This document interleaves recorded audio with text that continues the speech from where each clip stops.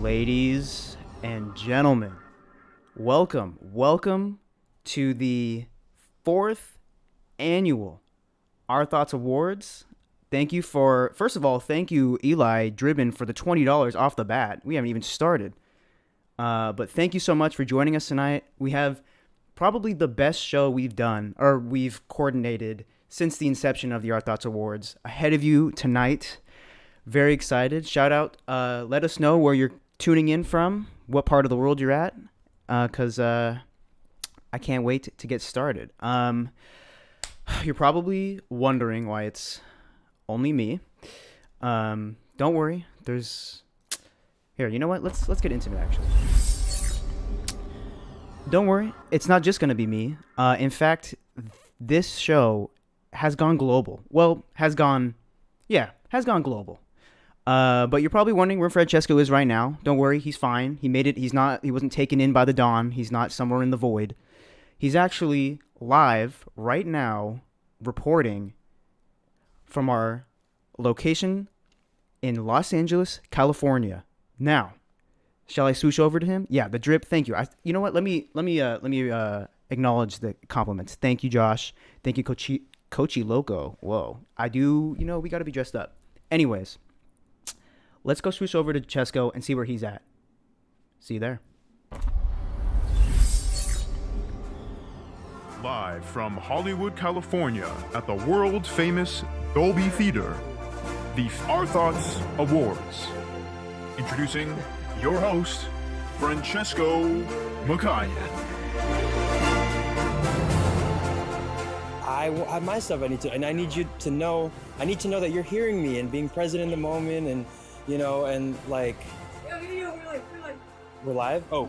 Yeah. Hey, welcome everyone to the Our Thoughts Awards. I'm Cesco, and as Matt said, we got a really special show for you guys today. As you can see, right over there, that is where the WEEKND will be performing some of his hit singles from Dawn FM, and very excited. I know you guys are too. I don't know how we got him on our show, but here we are, and let's go ahead and throw it back to Matt. I'll be right there in a second, and is it rolling? We're done?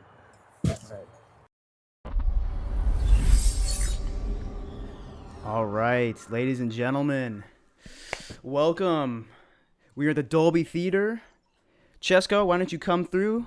Ooh. Hey, there he is. The traffic is insane over there in LA, I tell you. Ooh, you made it though. You made it. Yeah, just in time. Hey guys, how's it going? Welcome to the Our Thoughts Awards, guys. Yes. Wow. Live from Hollywood. Live, yes. It's Saturday Night Live, but yeah, guys. Wow. Let's see, who else we got in here? Yes, you heard that right. Live performance. We're going to have a very special guest come in at the end of the show, so please stick around because it took us months to get this booking, and I just cannot wait for you guys to see who we booked. But at the end of the show, we're going to end off with a bang. But yeah, we're here. How are we feeling? Man.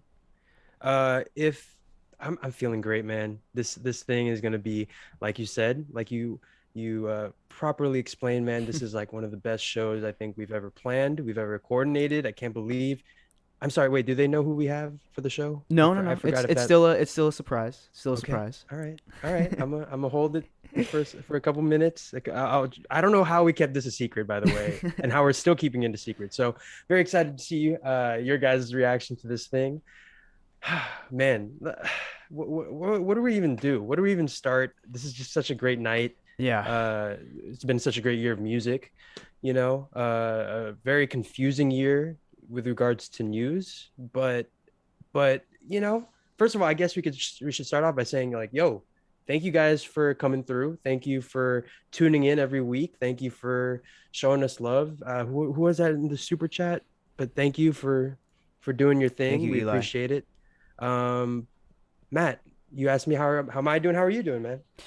I'm excited, man. Like you said, this past year's been an interesting year for music. All the award shows have been delayed. We haven't even had the Grammys. Everything's been pushed off. But the Our Thoughts Awards is right now. And I will say, we usually have the best nominees and the best winners. The people who truly deserve to win. None of the BS political shit, that happens in the scammies. Y'all know the deal. We give it to the people who deserve the award. We give the nominees to people who deserve nominees. If you know, you know. Yeah. All right. Shall we just jump into the very first category? Wow. I'm getting like goosebumps. Here we go. Ladies and gentlemen, the very first category of the Our Thoughts Awards 2022 in honor of 2021. Yes. Very confusing. The 4th annual Our Thoughts Awards. Sure. Ladies and gentlemen, we want to talk about who got the best feature on a track. Yes, sir. Now, it's something, to make a great song, but to hop on someone else's song and to do your thing is, I think, a talent in and of itself. That means that you got to, adapt to the world of that artist. And these artists right here did that to the highest level there is to give. So, yeah, Matt, why don't you go ahead and give us the nominees for best feature on the track? Let's do it. All right. The nominees for best feature on a track, we have Fabio Foreign on Off the Grid, off of Donda. Andre 3000 on Life of the Party, also off of Donda. NBA Youngboy on his track, on Tyler Creator's track, What's Your Name, from Call Me If You Get Lost. SZA with Doja Cat on Kiss Me More. Kendrick Lamar, K-Dot on Family Ties with Baby Keem. And lastly, we have Danny Brown on Buzzcut with Brockhampton. Now, I will say, I did not think I'd see the day that we would be nominating NBA Youngboy for anything for the show. Really?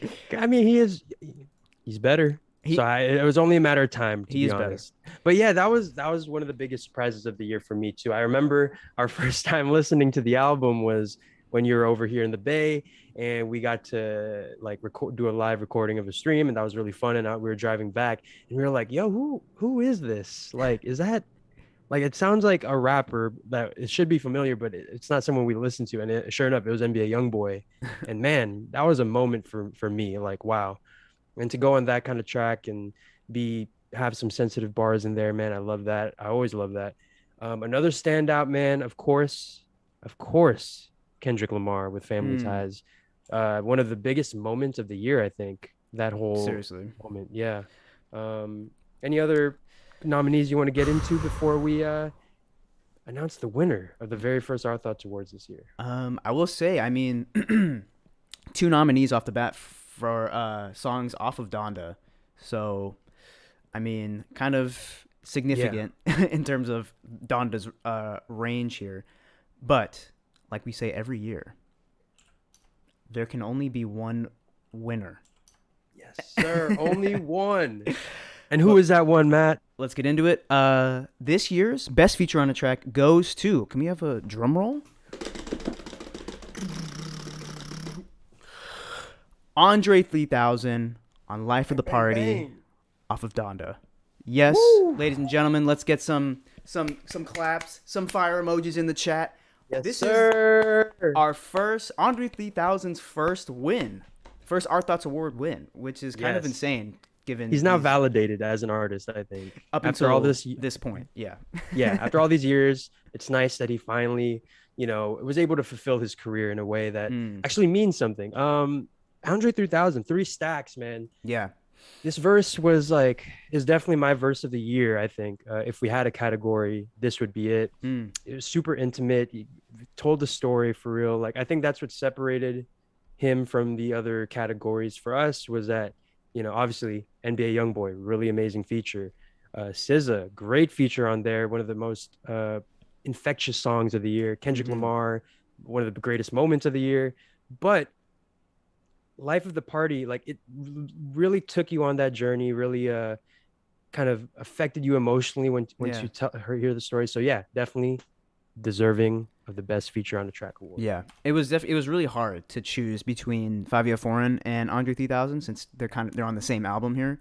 But I think Fabio Foreign, to me, he had the best like flow, but in terms of the feature, I think Andre 3000, like the fact that it was added on later too, and like it wasn't even on the track list originally, and people complained enough, they're like, you got to put it on there, like just goes to show how amazing of a feature it was, and definitely well deserving of the very first category and the first win of the night. Yes. Also, Jose, thank you so much for the super chat donation. He says Life of the Hey. Party is the best song on the deluxe. I would go as far to say that it's the best song on the album, period, Ooh, as a whole.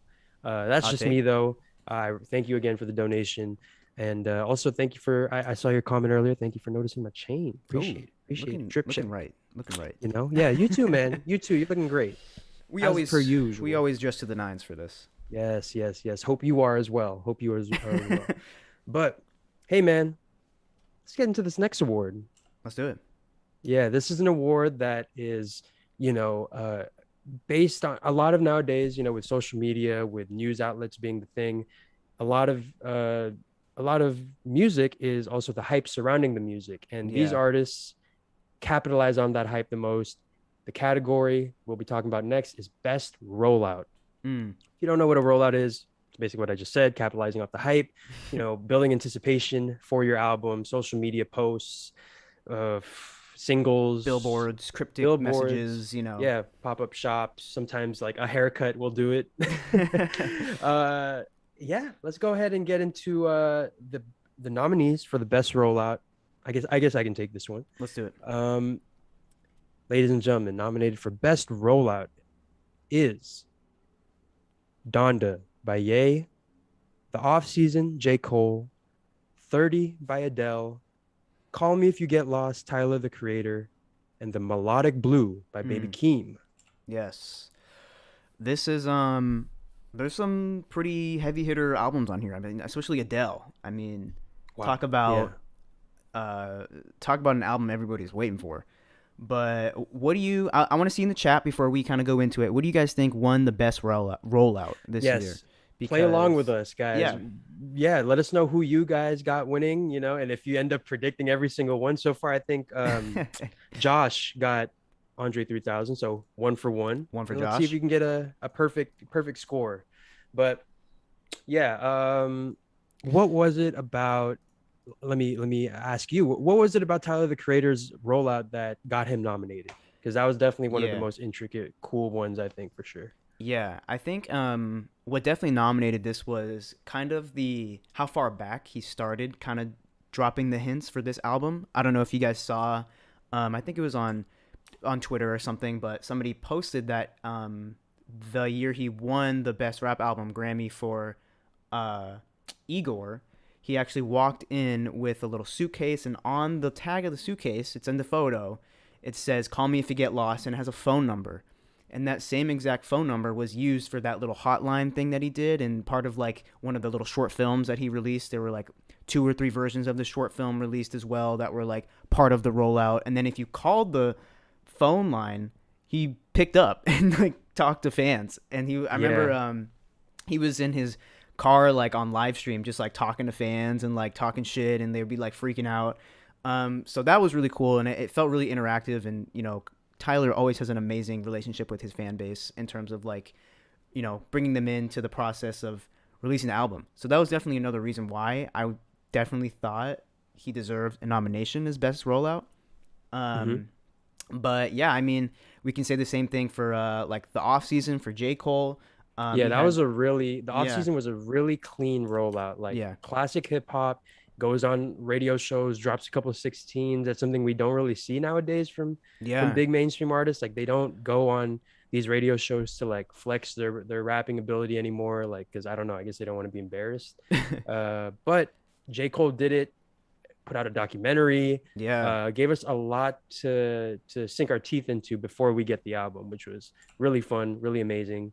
Again, same with the Melodic Blue, Baby Keem, obviously. That was kind of like a big one thing we were talking about when we were deciding the winners was like, wow, like the way Baby Keem was able to get, all these legends of the game to kind of co-sign him before he dropped his solo project. He got on Do-Rag Activities with Travis Scott, Family Ties with Kendrick. He hopped on Donda Yeah. for Praise God. Like, wow, he got all the co-signs and then dropped his album, which was an incredible album. Yeah, he was definitely the So, star of that month, or just that little run. People were only talking about Baby Keem, so it was like the Oh, yeah. perfect way to hype up the album. But like we say, there can only be one winner. One winner, Somebody baby. take a shot for how many times you say that tonight. But I'm getting a little drink right now for that right now. But yes, as Matt said, there can only be one. And Matt, who is that one? all right. So for this year's best rollout, drum roll, Kanye West's Donda. Damn. Donda, spam Donda in the chat. Yeah. Donda. First award of the night for Donda.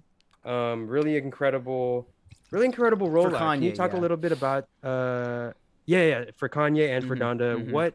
What about the Donda rollout was so hypnotizing? What got it to deserve this win?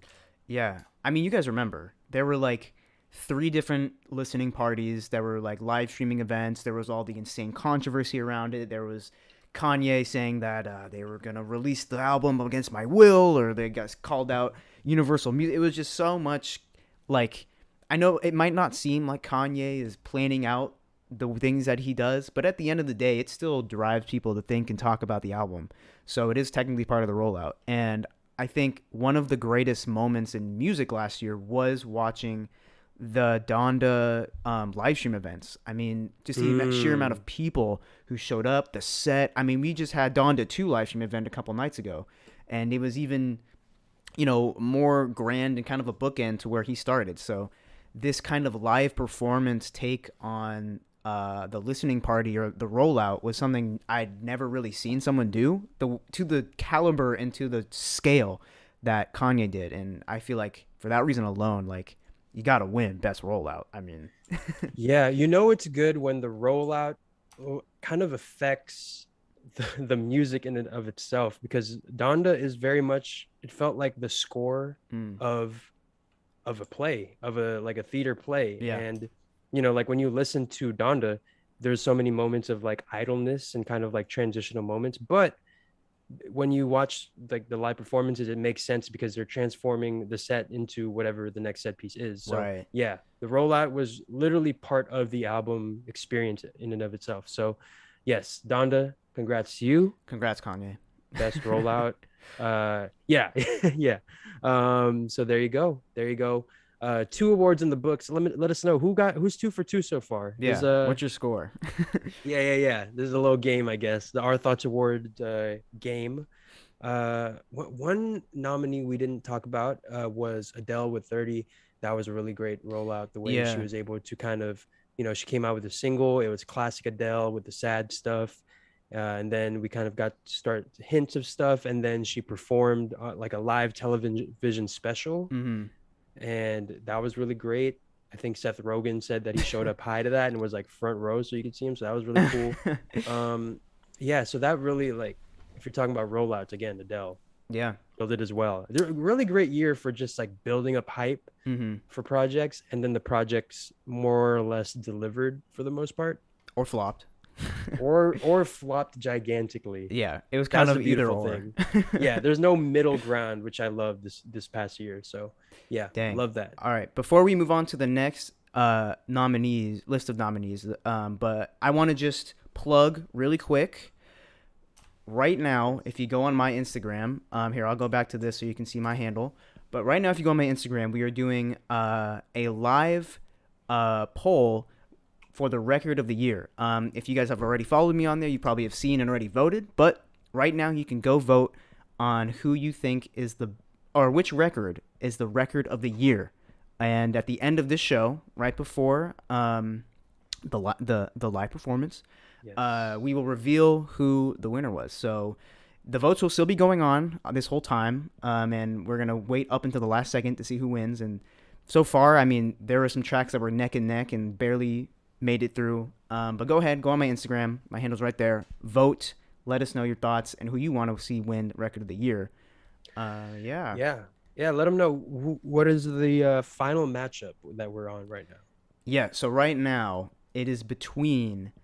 Let me go. It is between Hurricane, Kanye West featuring The Weeknd and Lil Baby, and Leave the Door Open, Silk Sonic. Those are the final two tracks head to head, both iconic tracks that were like one of the biggest records that we heard all over the place last year. So go ahead and vote. Let us know in the poll which one was your favorite. Yeah, and we'll do a full-on walkthrough of how we got to this point in a second once we get to that category at the very end. But as for right now, man, let's get into another category here while people are putting in their votes. Ladies and gentlemen, the next category we will be putting on is Best Sad Boy Girl Track. Yes, fan favorite. Yes. Definitely one of my favorites. We make sure to put a lot of time into, curating and filtering, screening these songs and making sure they pass the sad boy criteria. It's a very, very, very strong rubric we have here at the Art Awards. A year in the making for this one. It's a year of just simping. Yes. There's like a cry meter. How many cries per game per night. Yeah. There's a very strong metric for this award. But without further ado, man, let's get into these nominees, man. Starting off, we got "Say What You Will" by James Blake. "Put on a Smile," Silk Sonic. "Make Up Your Mind" by Jeff Burnett. "Driver's License," Olivia Rodrigo. "Wildfire," Cautious Clay. "Moon" by Kanye, Don Toliver, and Kid Cudi. "I Hate You," SZA. And last but not least, "Julie" by Gallant. A lot of nominees. Yeah, great year for sad music. This was a really tough category. I mean, it could kind of go any way, but let us know which one you guys thought was the best sad girl / boy track. Yes. This is beyond us, so we can say which song here had you sobbing the most. Yeah. if you have the capacity to sob. Yeah, let us know in the chat.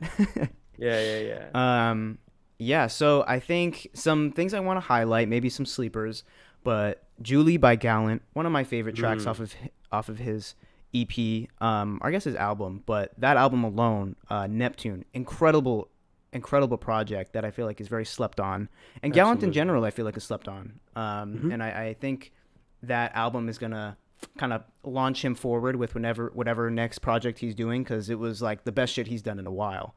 I think you're the one you mentioned, right? That he had been wanting to start like a trio with him. Yeah.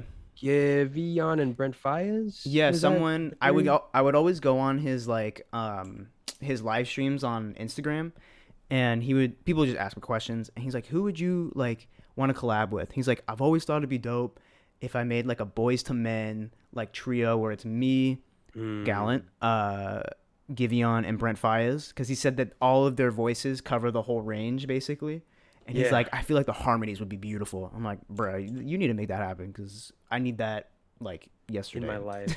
Yeah, absolutely. And for it to be like a Boys to Men, because I was thinking actually like we've gone through the 70s with Silk Sonic. Obviously, The Weeknd is bringing back the 80s in full effect. Who's gonna try to bring back the 90s and 2000s R&B? Right. And for it to be a boy band or a trio like Gallant, whoever it is, Brent Faiyaz, Giveon, that would be iconic. It would bring back it would kind of bring back that next wave of 90s R&B. So true. Would love that.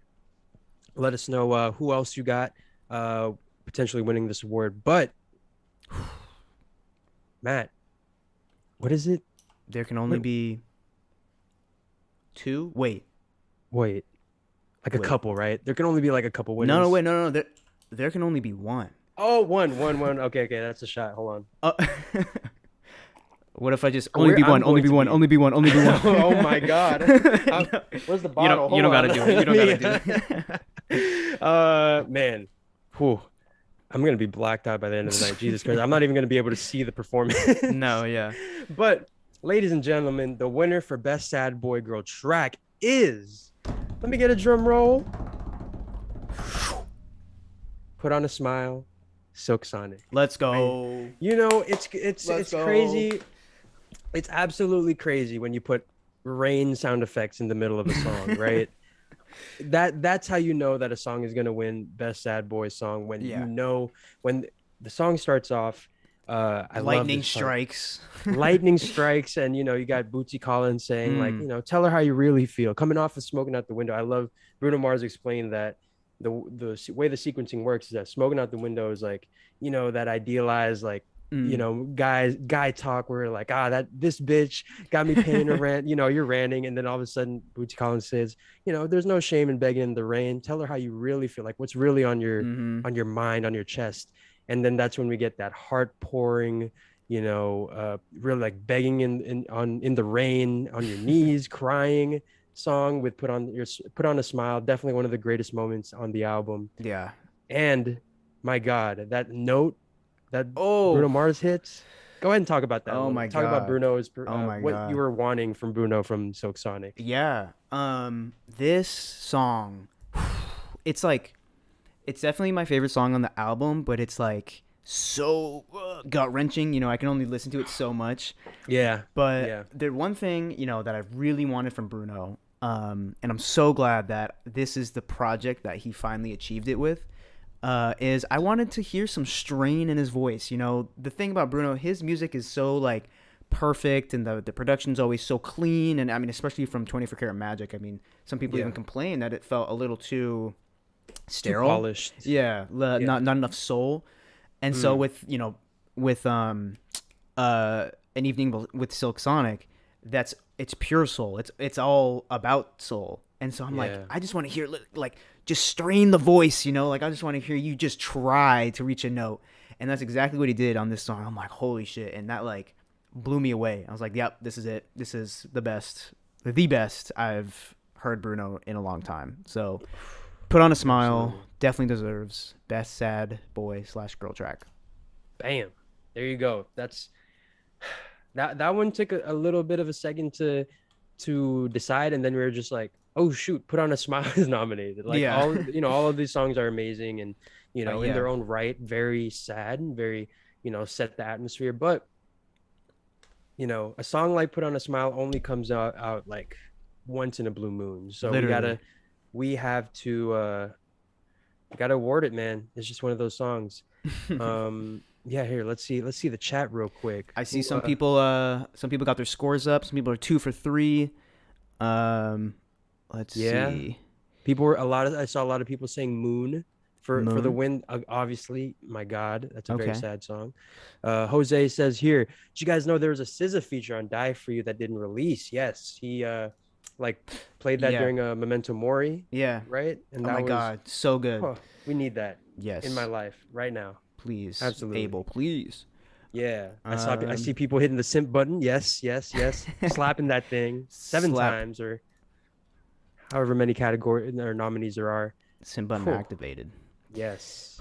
All right. Yeah. All right. Cool. How are we feeling, man? This got a couple, nominees or categories off our chest, man. How are we feeling so far? Dude, I'm feeling good. I feel like our choices are respectable. I see in the chat people like, all right, I can respect that choice, So, but it only gets more crazy from here, especially with this next category. This was actually really, really tough, and this is always, I feel like, one of the toughest categories for us to figure out, just because of how music is nowadays. It's easy. There's just so much of it now. It's easy to get put on, but it's hard to stay on. Yes. But with this next category, we have best up and coming artist of last year. Like we said, I probably could have nominated like 12 people just on my own. But we had to get the best of the best. So to start off this year's up and coming artist category, we have Unusual Demont, Baby Keem, Thames, Shelly, FKA Dram, Olivia Rodrigo, Red Veil, and Dijon. Yes. Some bangers, for sure. Yeah, Dijon was a bit of a late addition. If I Yeah, remember correctly, he dropped his album literally like at the last possible, like November or early yeah, December, something last like second. that. Really made a strong impression. Obviously, the dress, great record. Even my mom loves it. Yeah, she literally. I remember we made a post recently on our Instagram story, and I put that song as like a background song, Hmm. and she literally DM'd me, "Yo, which one?" She didn't say yo. She said, "Hey, Yo.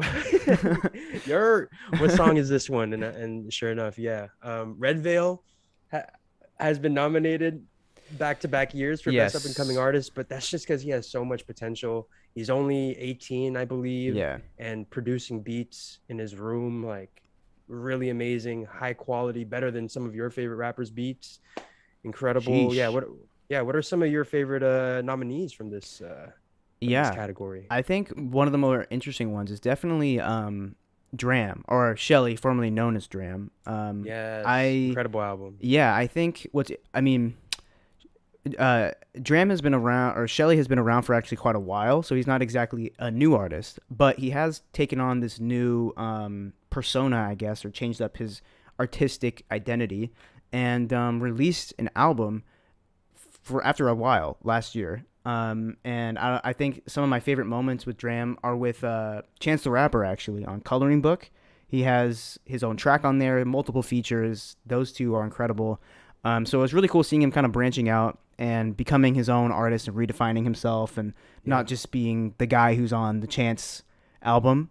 Not just the guy who made broccoli. Right, yeah, broccoli, yeah. Obviously, we got to shout out Olivia Rodrigo. I mean, she came out of nowhere and just Yeah. blew the fuck up last year. It was definitely her year last year. In terms of indie pop artists. Our Filipino queen. Yes. Shout out to you. Had to give a nom Pinoy pride. for representation. But I mean, of course, she's gonna get plenty of love at the Grammys when they come around. Yeah, and obviously, Baby Keem taking the hip hop world by storm Hmm. this past year. Obviously, he dropped "Die for My Bitch" a couple years ago, but then he just jumped onto the mainstream world, and now a very, very, very considerable amount of people know who Baby Keem is, and Yes. they know he's up next. So obviously, had to get him nominated. Yeah, and honestly, I can say anything. Unusual Demont, amazing album too. Yeah. He's doing his thing. But yeah, Fine, great song. but let's get into the winner. Do you want to announce this one? Sure. Yeah. Ladies and gentlemen, best up and coming artist. The artist that we feel like has the most way to go. Ladies and gentlemen, the winner for best up and coming artist is Baby Keem. Sorry. Yes, sir. Sorry, that was a little pre-shot. What is It's it? okay. Premature shot. Yeah. Hey, but yes. Baby Keem smoking on your top 5, bro. Well deserved. Fuck that album. Burn that hard drive. single, Fuck burn that hard drive. Fuck that single. Burn All of that that. album. Everything. Whatever he Man. says. Shout out Yeah, Baby Keem, bro. Man, so let's go ahead and acknowledge it straight away. Olivia Rodrigo was very much in strong contention. We were, Yeah. going back and forth, throwing chairs, Deliberating. Yep. crying, screaming. Friendships were broken. Yes. But here we are back together, and we finally decided we had to take a quick 20-minute break, sit on it for a second, and now here we are. And yeah, we decided that I don't know. Would you want to explain why we decided to give it to Baby Keem instead of Yeah. Rodrigo? Yeah. I mean, Bizarre Vark's own. I mean, kind of like how I mentioned before, Olivia Rodrigo has swept the Grammy noms. I think she has like 5 or 6, which is kind of insane for her debut album and just like first time she's ever really putting out music like this ever. So we figured, of course, she's probably gonna win Best Up and Coming Artist and a number of other Grammys. So we can't play the politics. So we figured, let's go with the people's choice. Let's go with what the streets need, and that was Baby Keem. So, Baby Keem, you're welcome. Yes, we will be sending you your Our Thoughts Awards in the mail. Yeah, Thank you very here much. it is. Virtual award. Yes, we're gonna. Yeah, here we go. We're gonna edit one in. Beautiful. Ding. Yep. Cost us a lot of money. But let's see how many Let's people. see. I see some people saying 3 out of 4, 2 out of 4. Ooh, Josh is Yeah, feeling yeah, pretty yeah. good. 3 out of Yeah, 4. man, solid choice. We got a couple ways to go, but you know what? We've been very positive so far this show. Let's get into our first stinker award. Our, Is that what I don't like that name. it's our I feel I'll this workshop that year's name. biggest stinker award goes to Our biggest fart award. smelliest ass award goes to Yeah. Cesco. No. Thank you guys. But let's honestly, the name of this award isn't that far off. Ladies and gentlemen, next award we'll be discussing is the Blue Ball of the Year award. Can you explain to us what blue balls are? No. I the can people. explain it within the context of this award, as we did last year. Basically, this artist led us astray, Teased us. let us run amok, bamboozled us, gave us a little bit, just enough to leave us wanting more, and then didn't deliver at all. We've all been there. We've all been there. Yes. God damn it. I'm thinking about her right now. Anyways, Blue Ball of the Year. I don't know. Yeah. Would you like to read? Did I read the nominees or did you? For up and coming artists. I read the last one. You can take this one. Okay, I'll take this one. So, ladies and gentlemen, the nominees for Blue Ball of the Year are Drake and Kanye for their beef and how anticlimactic it was. The Dawn. Keep in mind, this is 2021, so this is the weekend kind of dropping Take My Breath at the top of the year, and then Nothing. just kind of, For the the rest dawn of is the coming, year. the dawn is coming, and then, yeah. Yep. We have the TDE Isaiah Rashad rollout. I don't know if you guys remember this. I'll explain it after we read off the rest of the nominees, or the one nominee left. And then last but not least, Kendrick Lamar for his verse on Family Ties. And I quote, 2021, we ain't taking no prisoners. And not a single prisoner was taken. Yes. Thank you, Because he Kendrick, didn't for didn't giving bother us to do a nothing. single thing. Yeah.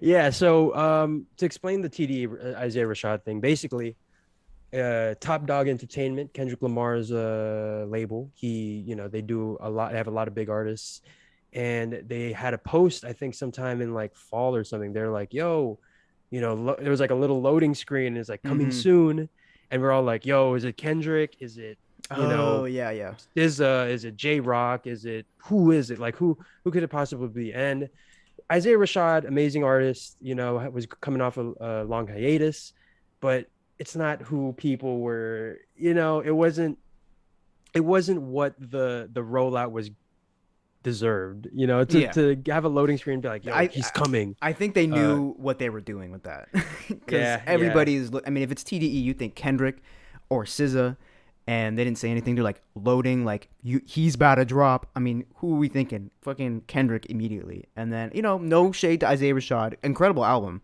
But, that was definitely a little bit of a tease. Definitely tugging on our blue balls.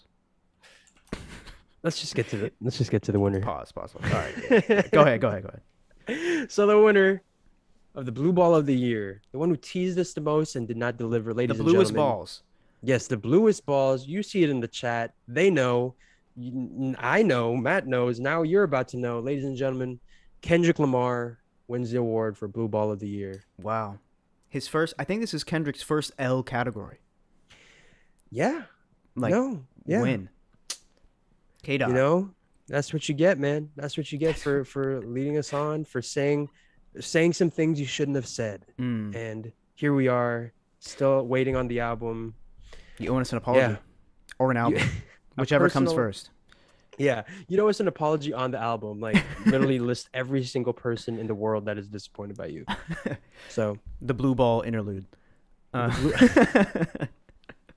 Sorry, Kendrick. You can make it up to us by dropping an album. If this really gets to you, then you have no choice. If getting this award sent to you in the mail, you look at it and you're like, like, you throw it. and you're just angry. You know, not the blue balls. yeah. The award is literally 2 blue balls. No, okay, I'm not gonna get too graphic with that. Yeah. You guys know if your imagination works.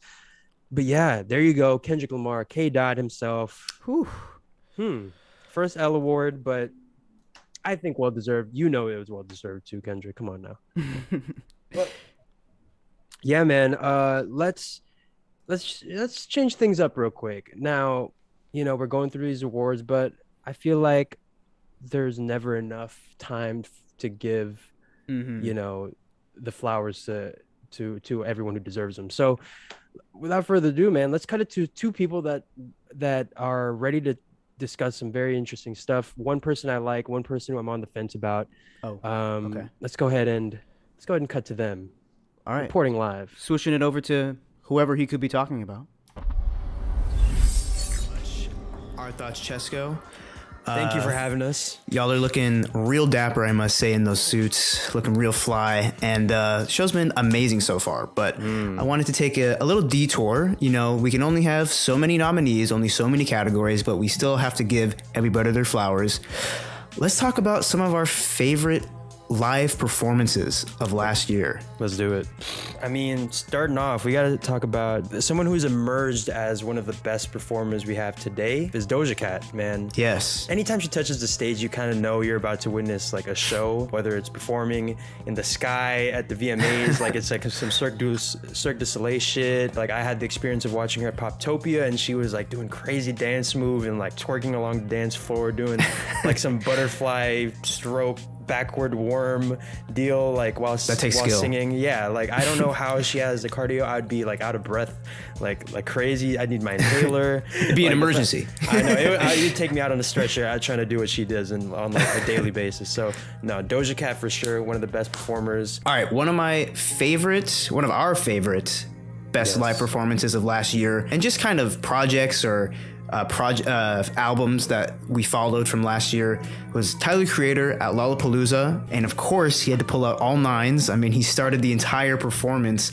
coming out and like wheeling his own luggage, and he gets dressed in front of everyone. He just like has arrived at his destination, and he continues to put on one of the most iconic and honestly best sets I've seen at a festival like this. I will say Weeknd's Coachella set definitely up there, but Tyler, Creator is definitely right below. They're in a class of their own for sure. And then one of my favorite parts is about like 3/4 through the concert, the lights kind of go black and Tyler just disappears, only for Igor's theme to start playing, and the crowd is screaming and all that. Like that was a really hype crowd, by the way. Shout out to everyone who was at Lollapalooza screaming along to Igor's Those festival theme. crowds usually suck. Then sure enough, Igor comes out. Tyler commits to a whole costume change and becomes the Igor character, brings him out and performs some songs off that album, and then transforms back into Tyler Baudelaire. Like that's just pure artistry right there, man. Like, so yeah, this past year we were treated to one of the greatest music events I think we'll ever see. One of the most iconic, for better or for worse. This is like a hip hop head's wet dream coming true. Yes. This moment.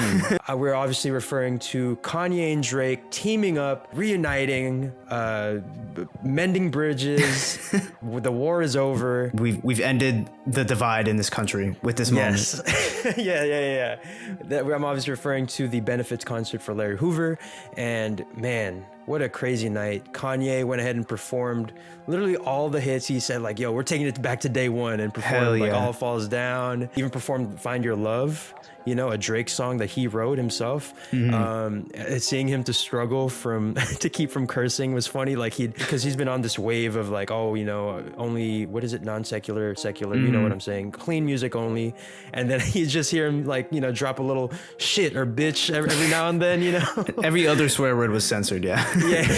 And then here comes Drake, you know. First he performs 24, which was super dope. For a second you're like, wow, like these two have to make another album or be in a room and make music together. But then the rest of the night happened with Drake's set list. It wasn't bad. Like he performed the songs fine, but they just weren't the songs we were looking for, I guess, is what I'm trying to say. I think my favorite part of this night, honestly, besides Kanye's half, was probably the Twitter reaction to Drake's half of this concert. That was beautiful. The comments saying that Larry Hoover getting an extra 5 years on his sentence because of this. He's never getting out, bro. It was a great night. Kind of just had to be there to experience it live. Did you see that one dude? He's like a Drake stan, Los Pollos or whatever. He literally he showed up and was like, "Yo, Drake's about to show up, Kanye," and Drake was performing all the songs. He literally left when like in the and he's just like, "Fuck this shit, man. I'm out of here." Like as a Drake fan, I do not support this shit. And Kanye's fucking rubbing it in right now. He's playing more fucking classics. There's no... This gotta be a troll. This has to be an elaborate thing. This isn't real, bro. Wow. Weird night for Drake fans, but I think just a great night for music as a whole. Yeah, it's still one of the best, and mainly for iconoclasm rather than pure artistry, clearly. Yeah. But if we're talking live performances this year or last year, 2021, we got to talk about Silk Sonic, man. Silk Sonic, one of the most genius ideas ever in the history of music, I think, to combine these two artists who are so skilled and bask in that live performance world is just incredible. Obviously, that Leave the Door Open run was iconic and annoying, I will say. You got the debut at the Grammys, which was amazing. It was like it really felt like a authentic 70s music video. You got like a nice cool performance at the iHeart Music Awards, and then you have that evil performance at the BET Awards where I'm not even gonna describe it. I'm just gonna play a little clip right here. You guys know the clip. Do y'all want to hear a new song off the album? Nah, we gonna run it back. Let's go. Hate that smile on his face to this day. Even now that we got the album, I still like it. Activates a deep trauma inside me that I frankly don't know if I'm ready to talk about yet. The performance that sticks out the most is the AMA performance of Smoking Out the Window. There are so many moments in that single performance. You got the way the band hits in the intro as like Bruno Mars, his whole.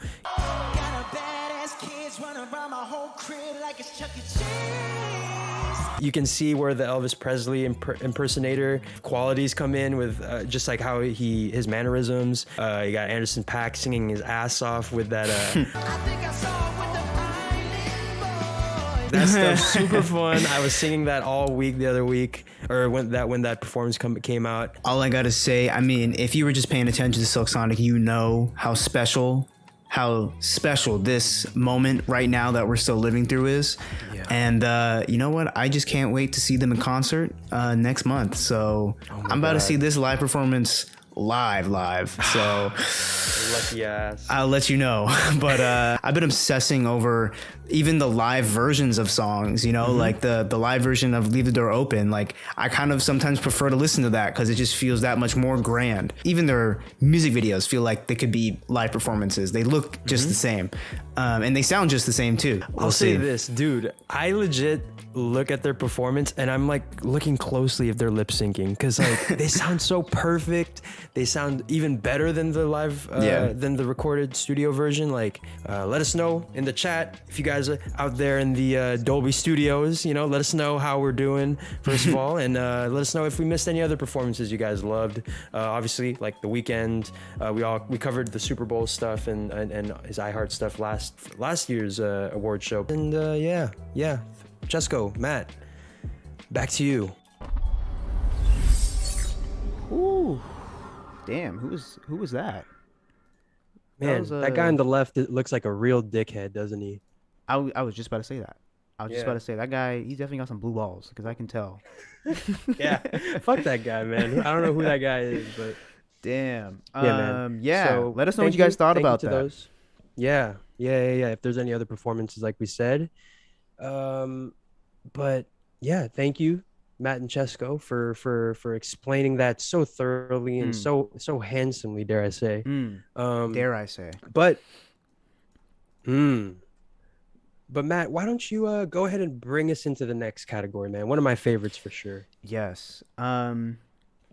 So for the next category, this is one of those categories that I feel like does actually like take the time to go through and remember everything that came out, and like it definitely is actually a year-long process.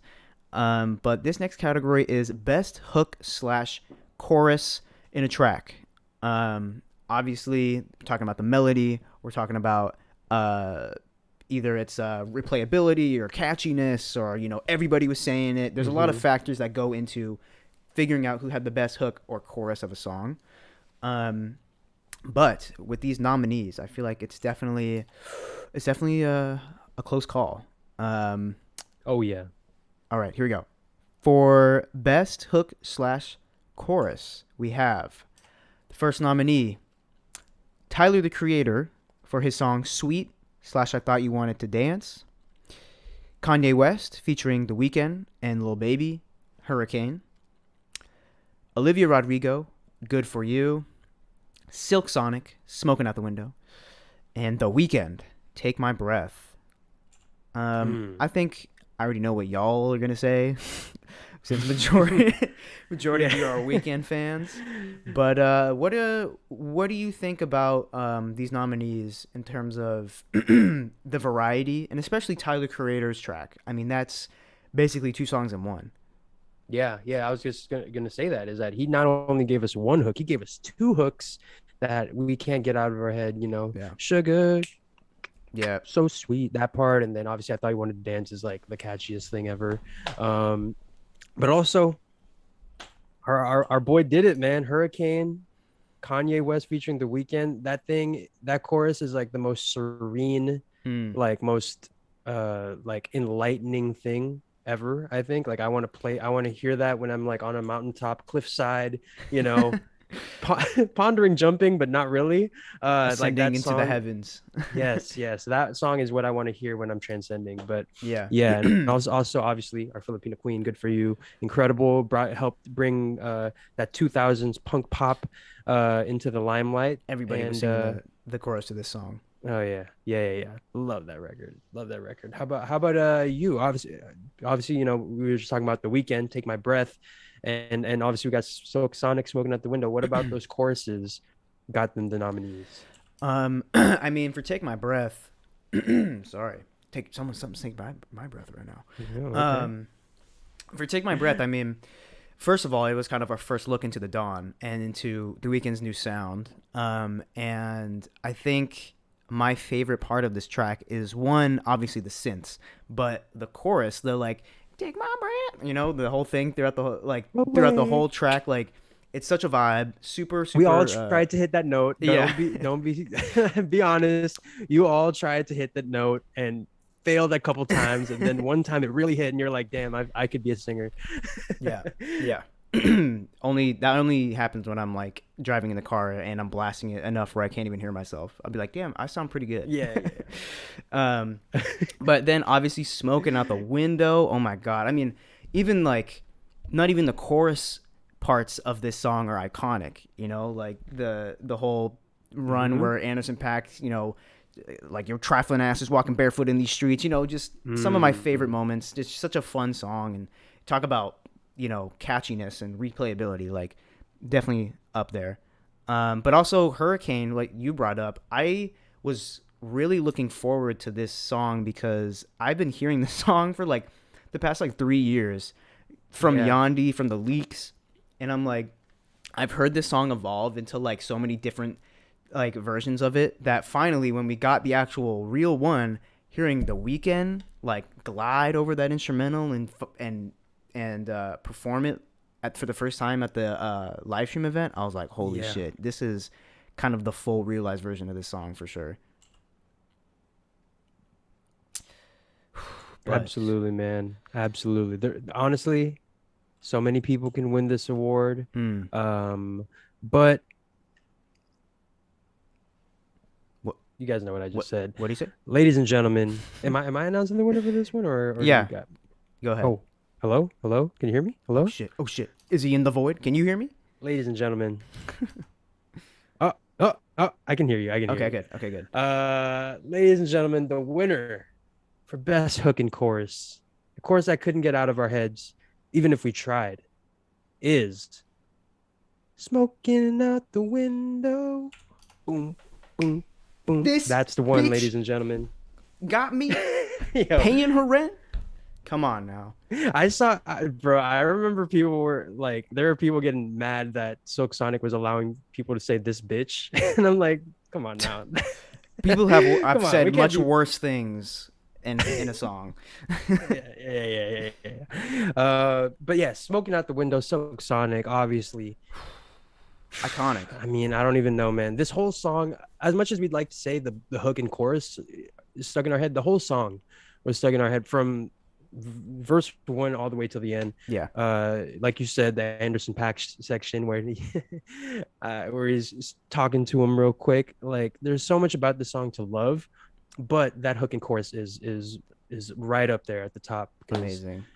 it just sets the mood for that 70s, Yeah. smoking a cig, drinking a whiskey, you got a little top hat on and you're just vibing. Just vibing. I think if we hadn't already nominated Put on a Smile, I definitely would have nominated for this category for sure, from that same album, just because I just thought it was so cool how it was like, it sounded like a jingle for like a TV show, like the Put on a Smile, with like it sounds like an advertisement or something. I thought that was dope, and felt very reminiscent of the 70s, and like I was just transported back. So Silk Sonic, I mean, Bruno, the king of melody, the king of a catchy hook and chorus. I mean, he knows how to make a song. And same with Anderson .Paak. So you put those two together and you have the best hook/chorus of last year. Yes. Yes. Congrats to you guys, Anderson .Paak, Bruno Mars, Bucci Collins. We'll be sending you guys your award in the mail very soon. Very soon. Yeah, you're welcome. But yeah, man, I was just talking a little bit earlier about L Awards, Stinker Awards. Stinkers. That's not. I'm gonna stop. I'm gonna stop calling those. I don't want that to be the name for that. But we have another award that, whoever wins this award might not be happy about it. Ladies and gentlemen, our staple award for the Our Thoughts Awards, the Nicki Minaj Award, aka the biggest L. Biggest L. Let's go. Now, would you like to go ahead and read out these categories? Yeah. Real quick. So if this is your first Our Thoughts Awards, that this is our talk to them. Yeah, this is our staple, our most iconic category. This one, I did say, all the other categories is very hard to deliberate and it's a year-long process. This Nicki Minaj Award, the biggest L, is something that we take we pride ourselves in how much time and research we go into dedicating throughout the year who is the true winner for the biggest L. And it flip-flops almost every month, almost every day. I'll be like, oh, definitely Nicki. Oh, definitely this person. Nope, this person's fucking up. So there's a lot of L's that are being... A lot of L's to give this year, man. Yeah, there were a lot of L's. But let's go into some of our favorite L's of the year. First off, we have nominated for the Nicki Minaj Award, DJ Khaled with his Khaled album and the TikTok performance, his TikTok concert. Y'all, please go watch that, please. We have, or maybe don't go watch that. Watch our video on it. Oh yes. That you'll have more fun watching that, honestly. Yeah. Next, we have Nicki Minaj herself. And it's funny how she just somehow ends up on her own award every year. We don't even try to. We know it's called the Nicki Minaj Award, just out of out of the history of the award. But yet again, she has made her way back on the list with her. Speaking of balls, her swollen balls tweet. I don't know if you guys remember back. This was kind of the height of COVID again. How she was saying how her cousin got the vaccine and his balls. I just have like the tweet swollen. if you want me to. Oh, you have it? Yeah. Can you relay to us? I can read it out. Yeah, please. Yes. So I have here the tweet. I think this tweet will live on in past us, beyond us, in the history of our beloved country. She says here, my cousin in Trinidad won't get the vaccine because his friend got it and became impotent. His testicles became swollen. His friend was weeks away from getting married, and now the girl called off the wedding. Just pray on it and make sure you're comfortable with your decision, not bullied. And this was in response to people wanting her to get vaccinated for the Met Gala. And yeah, and then she sent off that tweet as a response, and here we are, Nicki Minaj award. Yeah, kind of insane. She really earns her way She to really this does. award every time. And it's somehow even crazier every year. Yeah. Okay. Next nominee we have, of course, Bit of a controversial one. a very controversial, one of the darkest moments in music last year. Definitely Yes. Travis Scott, with his whole Astroworld fiasco and the tragedy that was. I mean, Yeah. it was definitely a dark moment for him, and he's still kind of living in the shadows. So Travis Scott, had to throw him on here. And lastly, we have an entire fan base getting an L. That's right. Well deserved. That's right. The Playboy Cardi fan base. Hold on before you fucking flip my car over or something. This is in regard to their treatment of Rico Nasty. Rico Nasty opened up for Playboy Cardi on his tour, and every single show they would fuck with her by throwing things at her, booing her, or just like being an awful crowd. It was just very disrespectful, and the fact, I think you can throw Playboy Cardi into this because he didn't say anything about it. Yeah. But yeah, some L's.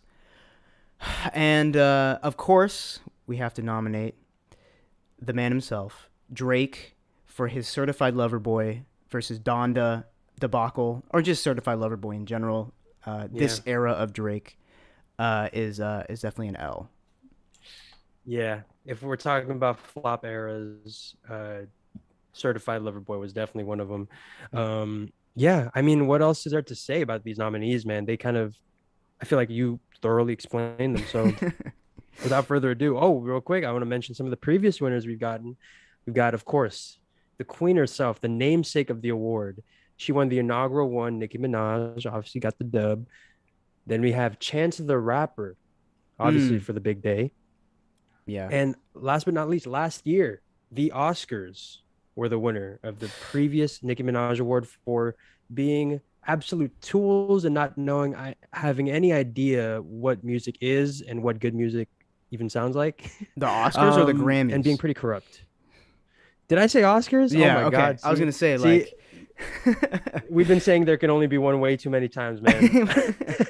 That's the sign right there. But yes, sorry. The recording Grammys, the Grammys, the Blammies, the whammies, trash, all of them.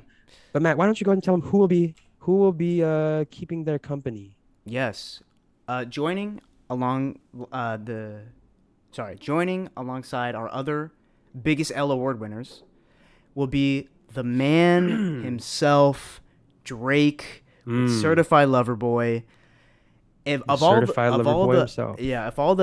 L's, there's some big L's this year, but this one, I think, is the most embarrassing L. Catastrophic. Catastrophic L. I just if you want any explanation as to why, just go back to that clip where Drewski was on live stream with Drake, and Drake was literally sitting in a bar drinking by himself. And Drewski's like, "What are you doing? Like, where's everybody?" And Drake's like, "I'm just sad, man. The album's not doing well." Or, he didn't say that, but he was like, "Everybody's saying I'm flopping." And I'm like, "Bro, why are you like? You don't actually have to do that." But ever since then, Drake, I don't know. Yeah, I think Drewski even said like, "Yo, bro, like you got the album of the decade. Like you created like one of the best albums ever." And he was just like, "Thanks." Like even he knows that's just not even confidence in true, himself. So it's okay. Yeah. So Certified Lover Boy, man, definitely an L project, and then especially when you put in the context of the Certified Lover Boy Donda beef, it's like, makes it even worse. So congratulations, Drake. There we are. You'll be receiving your L in the mail. Yes. Or honestly, just ask Nicki for it. You got her number. You might as well just. That's true. Or ask her cousin. There you go. All right.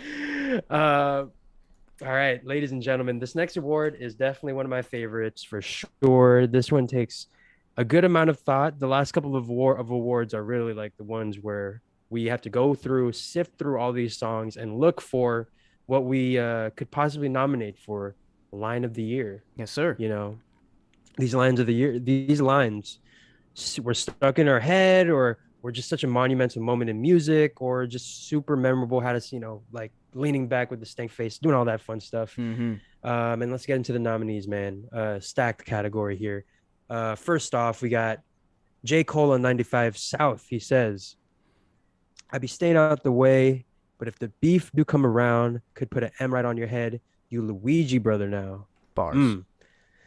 The next the next nominee, Nicki Minaj L of the Year Award winner just now. Drake with Girls Want Girls. He says, looking at your dress, yeah, it's see-through. Said that you're a lesbian. Yeah, me too. Me too. Definitely a moment. Ladies and gentlemen, the next nominee we got Anderson .Paak, Fly As Me. He says, hollering at you from a 1977 Monte Carlo. Hard act to follow. Trying to boo you up like it's the Apollo. Love it. Love that. Next. I know. Oh my God. And then the next nominee, we got Talk to God Every Day. That's My Bestie by Kanye West on Off the Grid. And last but not least, none other than Kendrick Lamar on Family Ties. Smoking on Top Fives. Motherfuck that album. Fuck that single. Burn that hard drive. Yes, sir. Stacked category. I felt like I was doing a whole like spoken word thing just now. Yeah, very very moving, very moving. But man, I think I'd have to say Anderson .Paak on Fly As Me. Every time that verse comes up, I gotta just scream that. It's so just the flow on it. I was like, like even though it's kind of it's just like a groovy song. Yeah, even though it's kind of a groovy song and not really rapping, I still made the stank face because I was like, ooh, like that's a line. That's a line. And I'm gonna say it every time. Man, yeah, tell me about it. And then obviously, we've mentioned it already a couple times on stream. The Kendrick Lamar line, obviously, just a moment. He pretty much called out the entirety of the rap game. Like, yo, here I am, and I'm still on your top fives. Yeah, now everybody says that. Now everyone says it. Fuck, like on your top five. Like that's a big argument nowadays. Is who's on your top five? Yeah, Drake, Girls Want Girls. She said you're lesbian. Moment. Girl, me too. Moment in music. If I think I said if Gunna's album came out this last year and not this year, I would have put a Future's verse on here. The what was it? She lesbian, she fuck P, now she pesbian. I'm pushing P.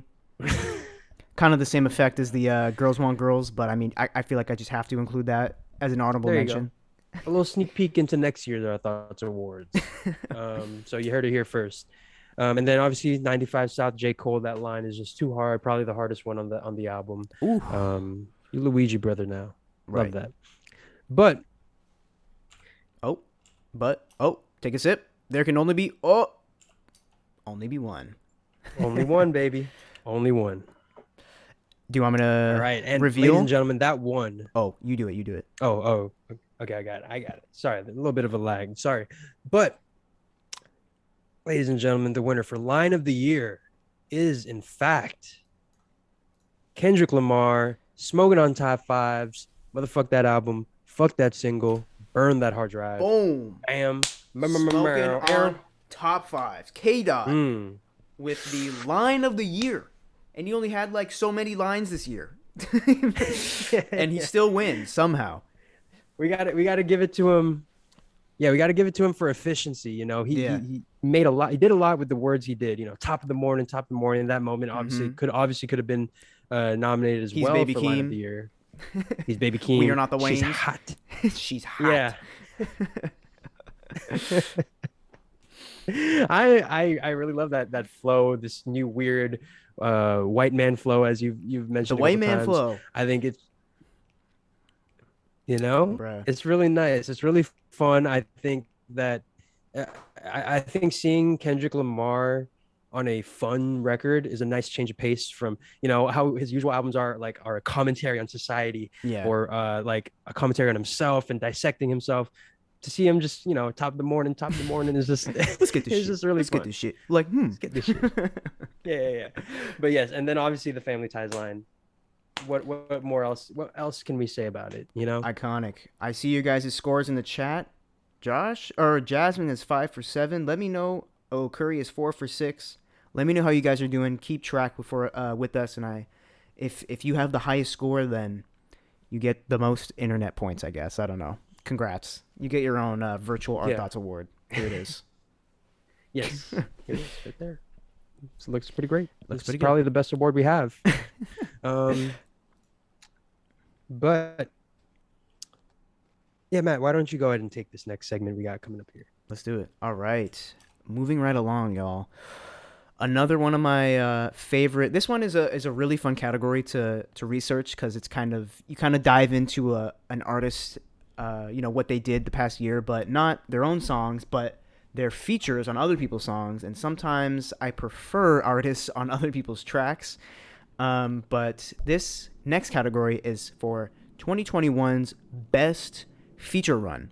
So we look back at all the other features that these artists did, and we kind of put them head to head, each track, and see overall who had the best run as a feature from last year. So to start off, we have the man himself, Lil Baby. I don't know why I said it like that, but Lil Baby on Hurricane with Kanye West. Lil Baby. Wants and Needs with Drake, and Pride is the Devil, J. Cole.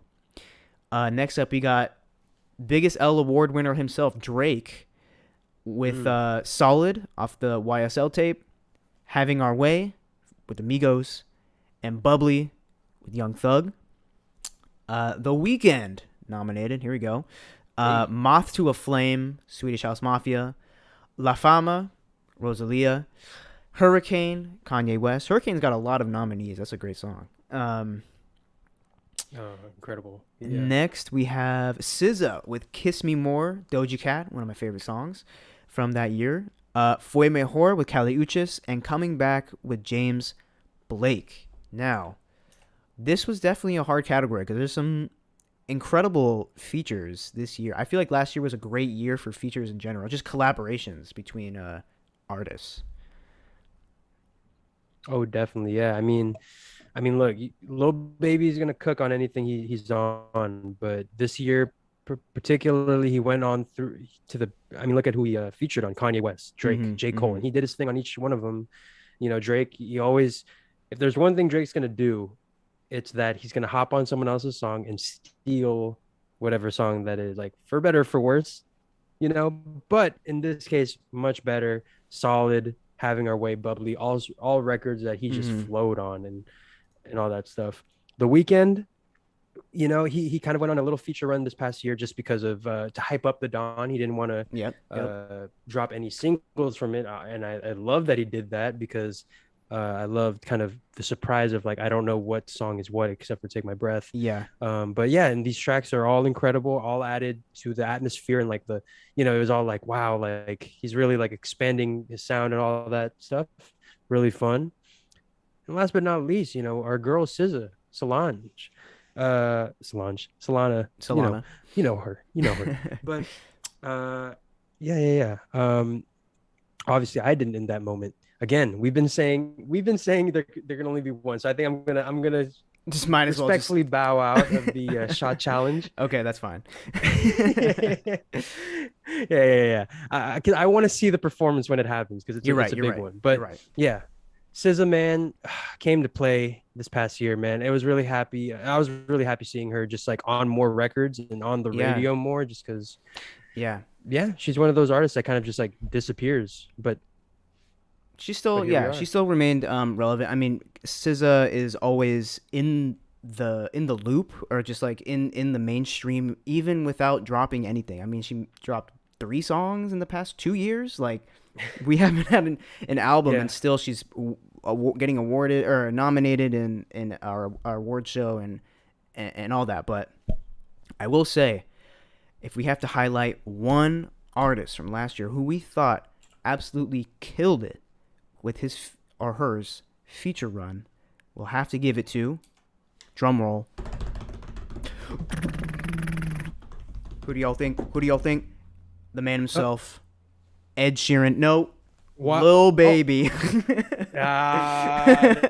Or as Matt called him, Lil Baby. Lil Baby. Lil Baby. That Lil Baby won best feature run last year. Definitely. I mean, Wants and Needs was actually a song that I didn't think I was gonna like. I mean, Drake has been on my list of like kind of hot and cold, but that song is hot because of Lil Baby, and he out-rapped him. He rapped circles around him in that song. And Lil Baby is definitely like been up next, and he just raps like he's gonna die tomorrow, like on these features. So shout out to Lil Baby, incredible feature run last year. Man, yeah, absolutely. Shout out to you, Lil Baby. I don't know if this is his first win. I think so. I want to say it's his first win, but yes, congrats to you. But yeah, there you go. Let's get into this next category, man. We talked a little bit last couple of awards ago about rollouts and anticipation hype, but these albums did not need a single rollout. Like they could have just dropped it on a random Wednesday and we would have been hyped. As you know, as you can tell, most anticipated album will be the next category we got coming up.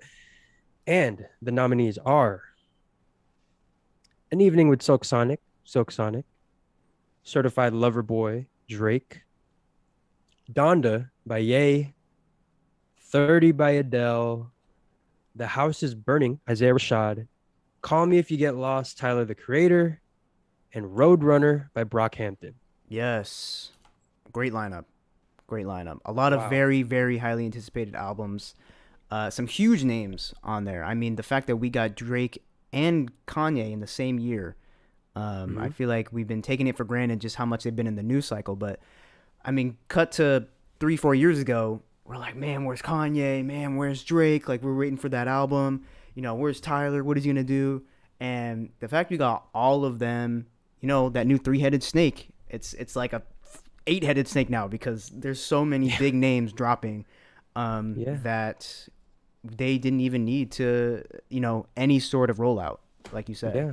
One honorable mention I will mention, obviously I'm mentioning this honorable mention, is J. Cole with Off Season, you know? Yes. I think that there was definitely a lot of hype, but I think what hurt him a little bit was just like how, I don't even know, I guess how, where we left off with For Your Eyes Only was very like melancholic. So it was kind of like, where does he go now? And then he dropped Dreamville. So I guess that was kind of not killing the hype, but taking some of it away just because we've seen him before. He went on that feature run. So we are all just like excited, you know, what's to come, but didn't quite crack the noms list.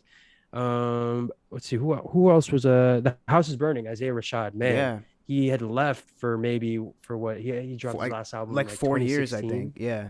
Something like that. Yeah.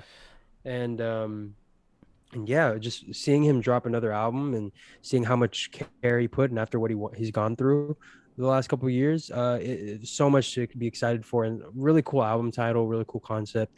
Love that. And then Brockhampton's Roadrunner is a very interesting album to be anticipated for because they announced that this would be like their last one, their last album or their penultimate one. I forget which one, but obviously they're done now. It will be the last no one. longer together. Yeah. So yeah, that was a different kind of anticipation, a very bittersweet one. But ladies and gentlemen, there can only be one winner for most anticipated album, and that album is 30 by Adele. Yes, congrats sir. To you. Wow, Adele, man, I bet y'all weren't expecting that one. But if I can probably explain our reasoning on this. Of course, we could have said Donda. Of course, we could have said CLB. But Adele is Adele, you know? Drake and Kanye, they are great and are huge artists for where they are. But Adele, I mean, she I feel like is so high on like in terms of artistry and just level as an artist that when you hear a new Adele album, I didn't even know she was still making music, if I'm being honest. Like when I heard that she was making that she was gonna drop another album. Yeah. But when I heard that Adele was coming out with new music, I was like, okay, this is a moment. Like, and there was a very, very minimal rollout, you know, like you said, it was like one track, which came with the music video, and then the track list, the album cover, and then it dropped, and it's charting still, and it's like one of the most highest selling albums of last year, and it's Adele, someone who hadn't dropped an album in how many years? So even then, the fact that, you know, we've had a lot of Drake projects the last couple of years, we have a lot of Ye projects too. But I feel like Adele definitely deserved most anticipated album globally by anyone over the other nominees. So congrats, Adele. You're officially Our Thoughts Award winning. You're now a legitimate artist.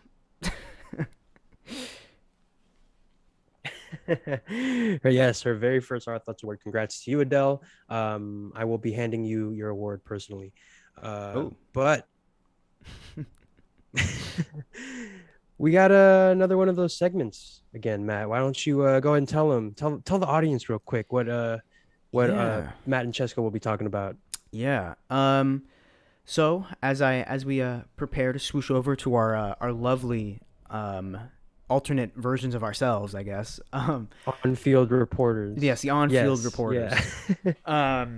Let's talk about something that was a really, really weird trend last year that I don't really know why and where this came from, and I feel like it's only getting worse. But you know what? Let's just have them tell you what's up. Thank you for throwing it to us. Thank you for having us. It's been way too positive so far this show. I think we got to talk about something that's been bothering us. Right now, we're going to be talking about some of the absolute garbage album covers we've gotten this year, man. What the Yo. I don't know what's going on. Y'all got to step your game up 2022 when it comes to these album covers, man. For real. Let's just get them off the board just because I know we're all thinking about it. Donda, especially when you put it next to some of the initial covers we got, like he literally posted them. It's like this painting that really kind of captures that melancholic feeling that the rest of the album has. But then it's like, wow, we get the album out, great. It's just a black cover. Like what? I've seen a couple people talk about this. Those music guys on TikTok who really think they know what they're talking about and they really know Kanye. I mean, I get it. It's kind of his whole image right now. And also, it's not just black. It's a shade of black. This is how far Kanye fans have gone to try and make some sort of meaning out of a black album cover. I get what he's going for. The minimal, no identity. That's kind of what Donda was. It was more of a playlist. You know, it wasn't like a conceptual album. But then again, there were so many fan-made album covers or just art that he was choosing or was rumored to be the album cover that were so dope and like would have definitely still achieved the same like minimal kind of grittier, dark, godly vibe of Donda. What I thought happened was they just uploaded the shit and they forgot to update the cover because that wasn't even supposed to come out the day it came out, apparently, according to Kanye. But no, it stayed like that. The no DLC update has changed it yet, so. Let's talk about the other album, the cover that kind of fucked up the rest of 2021 for us. Certified Lover Boy. If they just woke up from a coma, how would you describe this album cover? A coma from what, 10 years ago? Yes, if they at this point, Lady Gaga is still #1 on the chart. Will and Jada Smith are still like in a happy, loving marriage. Oh wow! And then they wake up. They're in 2021. How would you describe this album cover? Okay, imagine a bunch of emoticons. I don't know if there were emojis 10 years ago. Maybe they were, but emoticons. You know Hotmail? Yeah. You know, like webcam, when you do webcam? Yeah, those emoticons you put on there when you... Imagine one looks like a pregnant woman, and it's in every shade you can think. And that is the cover of Drake's magnum opus, Certified Lover Boy. When there were so much better artwork for like throughout the campaigning process and the rollout of CLB with like the dope font and the rose and like that would have been hard. Nope. He had to go with some corny ass emoji cover. I mean, it kind of fits the vibe, honestly, of the album, but still was kind of a disappointment. It kind of just sucked. How I describe Drake's catalog is that the album cover kind of matches the music of the album. Like, Take Care, If You're Reading This Too Late, all of those images are pretty iconic. Yeah. You know, and the music reflects that. When you get to Views, it's like his attempt to be iconic and creative, but it just doesn't connect. Yeah, claim that King of Toronto. Yeah, Toronto, you know, the Six. Yeah. Yeah, that era. And then everything after that, Scorpion, Dark Lane demo tapes, has been either like uninspired or just kind of meh. Yeah. Which kind of is what the music has been so far. And then you get to Certified Lover Boy, and it's just a straight up like nosedive. I talk it, and look, all you people in the Drake subreddit, you can say, oh, you don't get it, all you want, but it's not a good cover. It's just not a good cover. Okay, it's just a bunch of pregnant emojis.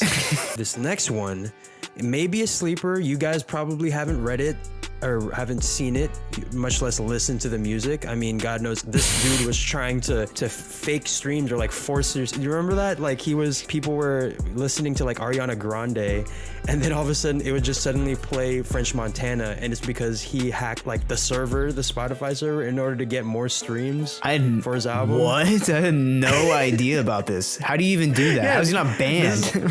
I know, isn't this should be illegal. He should be in court. Yeah, right he's now. like stealing money from another artist. That's crazy. Yeah, I don't know, man. But in case you don't know, we're talking about French Montana. His album, They Got Amnesia. And if you guys, I'm putting the album cover on the screen right here. I wish I had amnesia after seeing this album cover. He's got is that a Bentley blanket? It's a blankie. He's got a blankie on, and his vitals are connected. They're through the roof. Dude, he's like, he should get that checked. He's sitting there. His heart rate is like 180 resting heart rate. Like, I think he's having a heart attack. Yeah, he looks like he hasn't been doing anything like strenuous. Why is your heart rate that? My God, he's just holding his breath, bro. Yeah, he's just.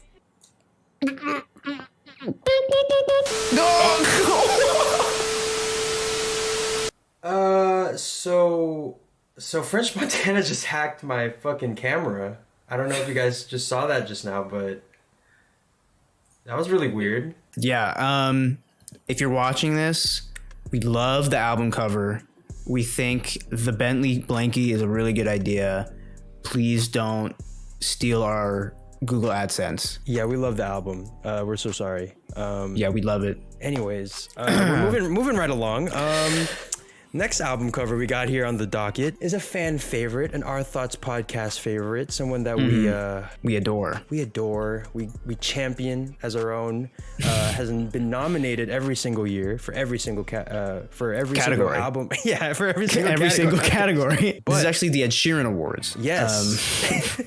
Some constructive criticism. Sorry, Ed. We're gonna talk about Ed Sheeran's Equal Sign.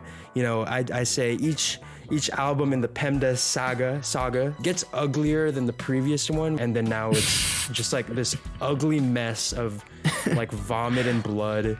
It's time to start over, or at least start doing the alphabet or something. Yeah, I'm over the math symbols. All right, thank you guys. That was some of our our favorite worst album covers from last year. Thought we spread a little toxicity in this stream. Why don't we? Also, really sorry, French Montana, please, when we swoosh back over, like, don't fuck with the show. Like, there's good people over there. Everybody stream I Got Amnesia by French Montana. And if you don't, he'll stream it for you. He'll stream it for you, just for those sweet streaming dollars. So thank you, Daddy Montana. All right, going it back to you guys. Bye.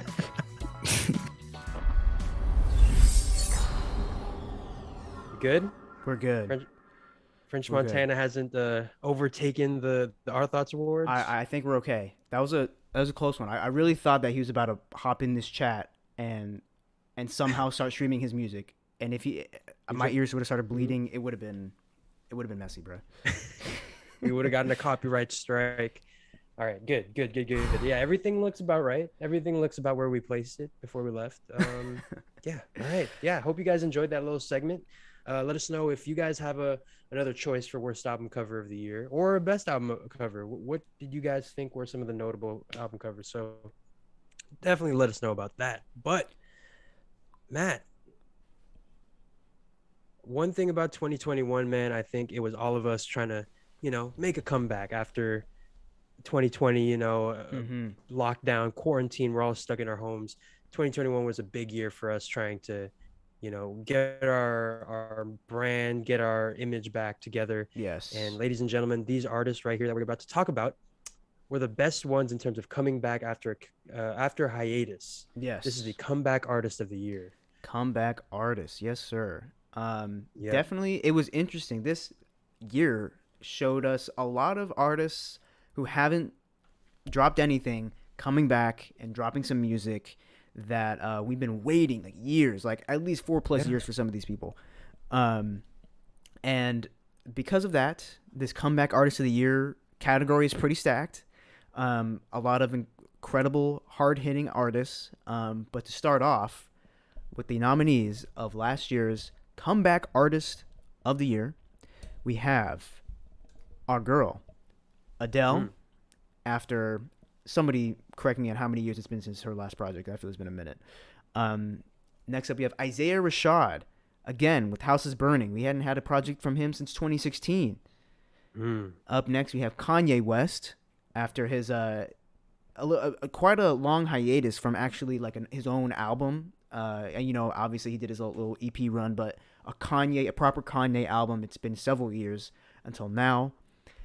We have the man himself. Now, he didn't drop an album, but he did make a comeback. He finally came back from the shadows and dropped a couple verses for us. But K-Dot, Kung Fu Kenny, definitely came back this year, and I hope and I pray he'll come back this year with some music outside of just Baby Keem features.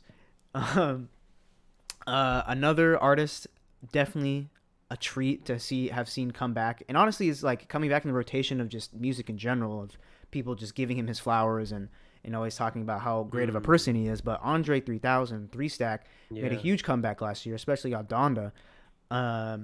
We also have Division, which came out with an album after I don't know what, Drake told them that they could finally release music, because it's been so long since the Division album. And they come out the workshop. Yeah, they came out the cave. And last but not least, we have the biggest simp, one of the biggest simps from the past decade, Bryson Tiller, one of the most toxic singers, songwriters. But Bryson Tiller came back with his album, and even a deluxe on the album this year, which was definitely a treat. And lastly, we have J. Cole with Off Season, and just coming back with so many bars and just like nothing but bars, which is something, it was very refreshing to see. But overall, an incredible year for artists coming back from a hiatus and finally feeding their fan base. Yeah, man, absolutely. I mean, you have to look at the sheer number of artists we've nominated. It's about eight people that we've nominated for this award, and all of them coming back super strong, and with real full-length albums. Well, except one, except two, and both of them happen to be like kind of very similar as an artist. Like they get compared to a lot to each other, Kendrick and Andre. But yeah, no, this was a super fun category to talk about. We were debating like, not only who was the biggest profile artist to come back, but like how they came back, and like, oh, this person, came back with a nice album, or this other person came with an EP, so we can't really nominate them. This person came with a feature, this person came with a whole plan of how he's going to come back and all that stuff. So this was just a really fun category to just debate a little bit. But we ended up agreeing on an artist that we think came back and is not only here to drop that album, but to drop many or a couple more albums. He's got to really set the blueprint. Yeah. And Matt, who is that artist?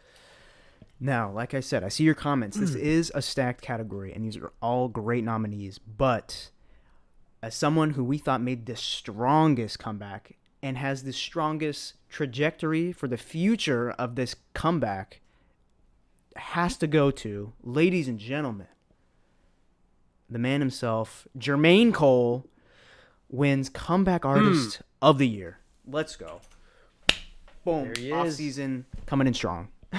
Yes, and not only the off season, but he's also coming with It's a Boy.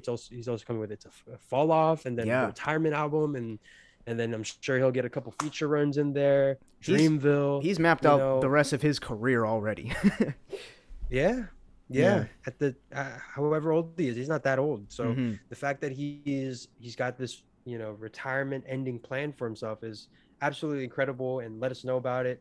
Yeah, I mean, look, there are a lot of ways we could have gone with this. Yeah, Tiller obviously had, what is one of my favorite artists from my high school days, and to see him come back was so nostalgic and so great the way he came back. But and obviously Adele's Adele. Right.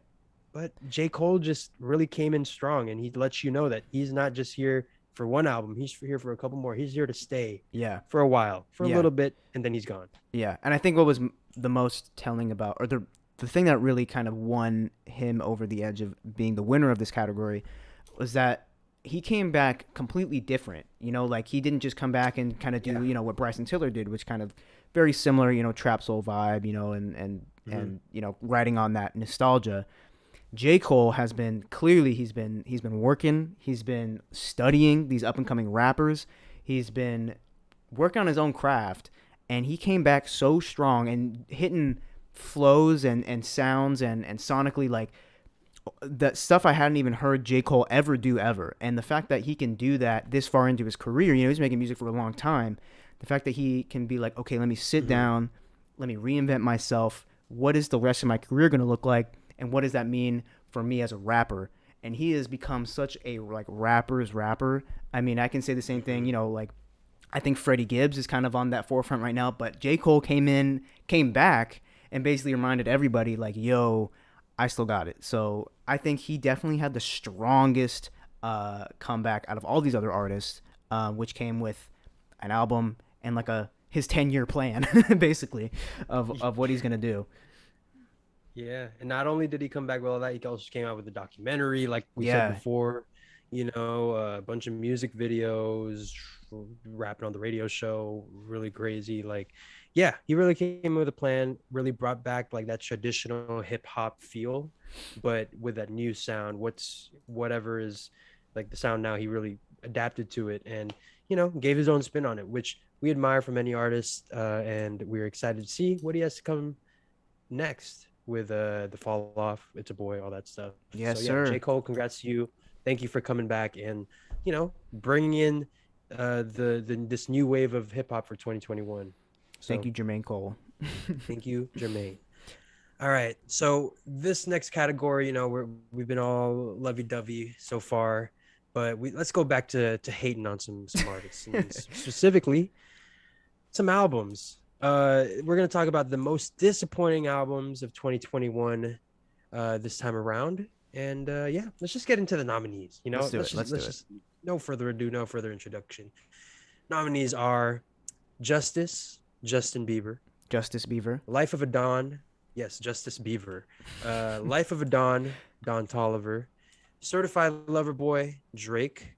Faith, Pop Smoke. And Bobby Tarantino the Third by Logic. Yes. I think any Logic album, it's really interesting with Logic because you and me personally, we don't really have much expectations for Logic, but to hear that this album was merely an attempt to get out of a contract that he got before he retired just seals the deal in terms of its nomination on this, or its spot on this nomination list. Yeah. He had already retired, and then he came back, just dropped this dumbass album that had no hits. I don't know. Another album that I might turn some heads and might confuse some people is Pop Smoke with Faith. That album was very disappointing in terms of, we got Shoot for the Moon, Aim for the Stars, and it's this really incredible moment, this first posthumous album, and to all of a sudden drop this other album the next year with very lackluster. It felt like it was kind of the worst nightmare, the the worst possible scenario for a Yeah. posthumous album, where it just feels like you're trying to put something out. It just felt very icky, felt very corrupt, very slimy. You know, whoever Trying I to think bank Steven on Victor's the manager. Yeah. Very disgusting move on your end. Yeah. Yeah. How about you? Some of the nominees, Justice Beaver, we came out with a review on that. What'd you think about that album? Why was it disappointing? You know, I mean, if I'm being honest, I don't have very high expectations for Justice Bieber. But I was actually really, really looking forward to this because solely from his performance of his Tiny Desk performance of Peaches, which was incredible. I was like, this is live. It sounds soulful. Like he's on the keys. It's like, it's groovy. It's not even like gross, overdone pop. It's like something I can really get behind. It was the musicality of his live performances are so much better than his actual recorded music. In that I was like, oh, okay, like maybe Justice is gonna be different. And then I saw that Daniel Caesar and Giveon are gonna be on Peaches, and I was like, oh man, like he's gonna kill it. Soul, like his first like soul record, you know. Yeah. But obviously it was the same bullshit again. Just overdone, uninspired pop. Sorry to all the Justin Bieber fans, but he hasn't made a good album since what? Mistletoe? I mean, that's not an album, but you know what I mean? You know what I will say? Purpose, incredible album, has a lot of hits on there. What do you mean? What do you mean? Is Sorry. pretty cool. Sorry is probably my favorite Justin Bieber song. Yeah. Yeah. But I also want to highlight. Really I want to highlight Life of a Dawn as well, though. That was a big disappointment, especially for Don Tolliver. Yeah, coming off of Heaven and Hell, Heaven or Hell.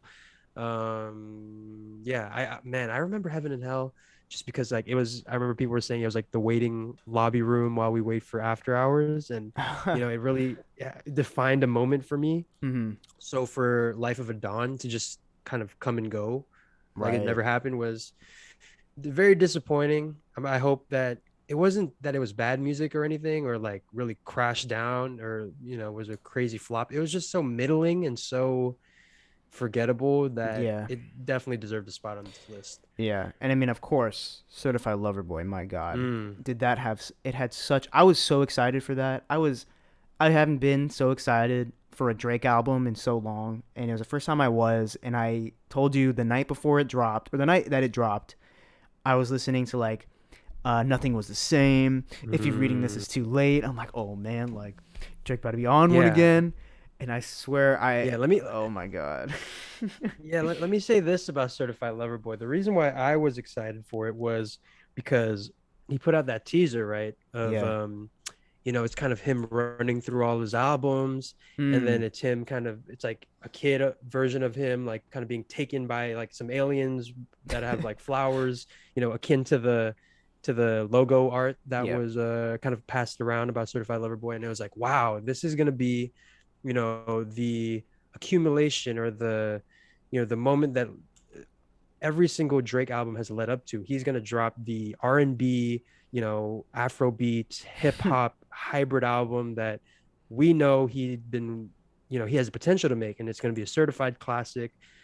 And it was anything but that. It's a classic because of how like more of the same it is. Yeah. It literally is just kind of like more shit. Like it's another timestamp record, and I love those records, but it felt like he was like forcing another one out. Like a factory. We got another Afro Beats record. It's not even the best possible one. What else? What other Drake do we get? We got him and 21 Savage on a record, though that always works, but this time it was good. But it's, you know what? Let's just go ahead.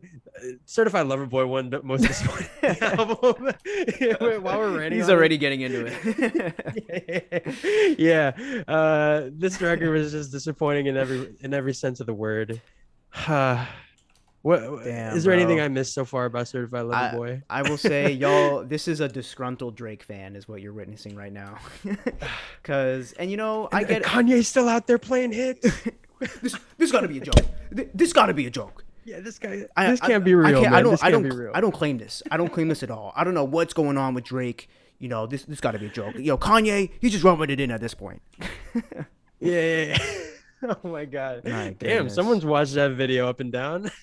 Dude, that was the first time I But- saw it. I was like, this guy's No, man. insane.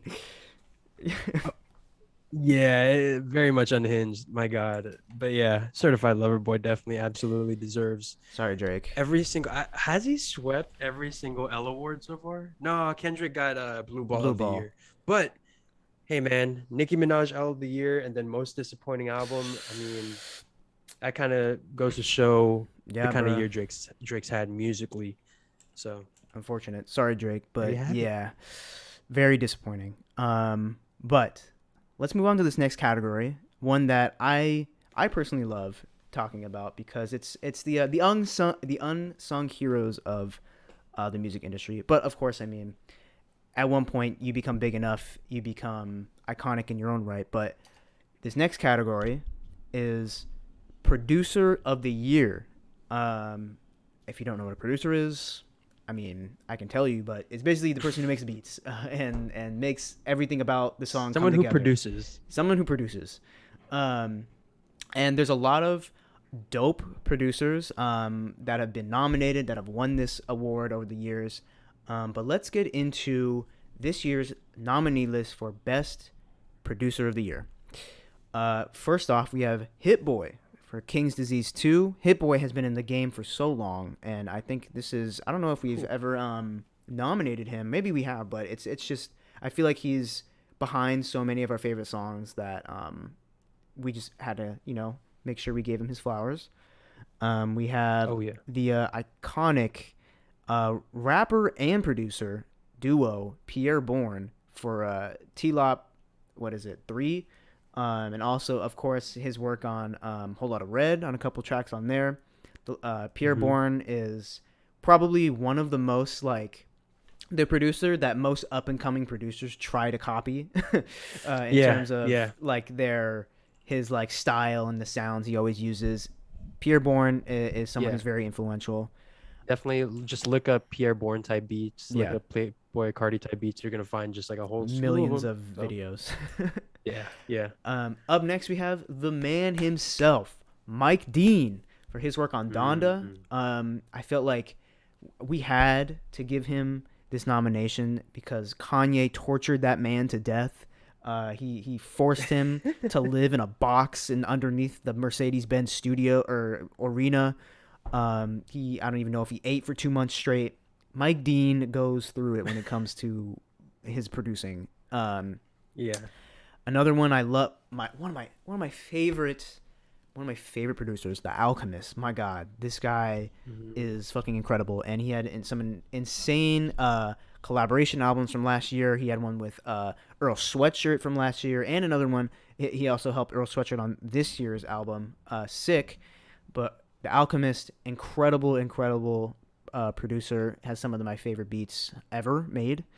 And then lastly, gotta shout out the boy Tyler, the Creator, another rapper, and now up and coming, or not, I guess just trying to claim that label as producer. Tyler, the Creator, for Call Me If You Get Lost, every track produced by him.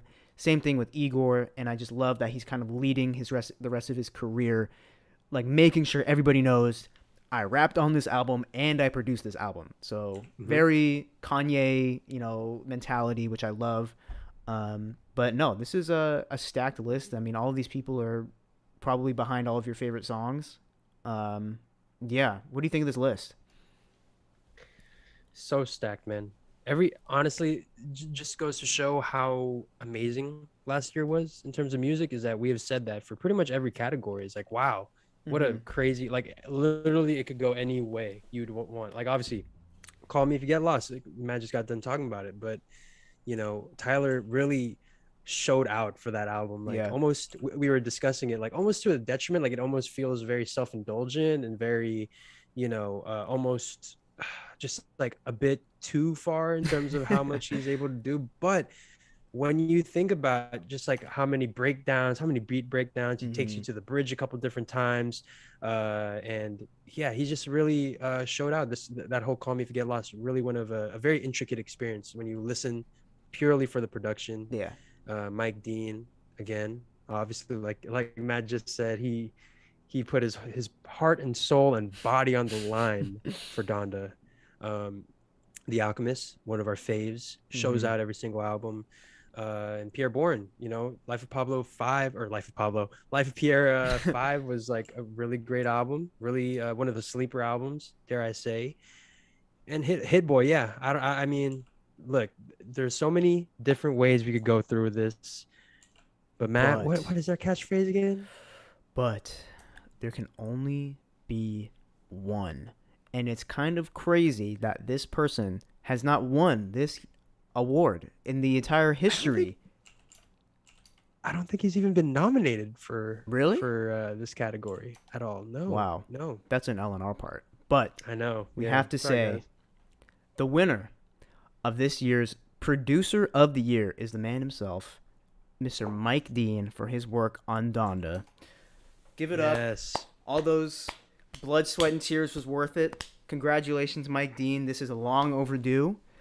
But I think my favorite part about Mike Dean is how much he commits to the meme, and being someone who is always working with Kanye, that is like always going to be a constant thing, is his fan base just fucking with the people he's working with. And Mike Dean, like the fact that he would go on the Kanye Discord and send like stems or versions of tracks and like to the people, and he'd be like, what y'all think about this one? And then people would be like, yeah, that's good. And he'd be like, okay, I'm gonna tell Kanye that they like this. And like the fact that he's crowdsourcing like the Feedback. production, yeah, like is just so Yeah. insane. And then obviously, I mean, his work on the live shows that Kanye's been doing. I mean, he was on the I was just gonna guitar. say. Yeah. Go ahead and talk about that.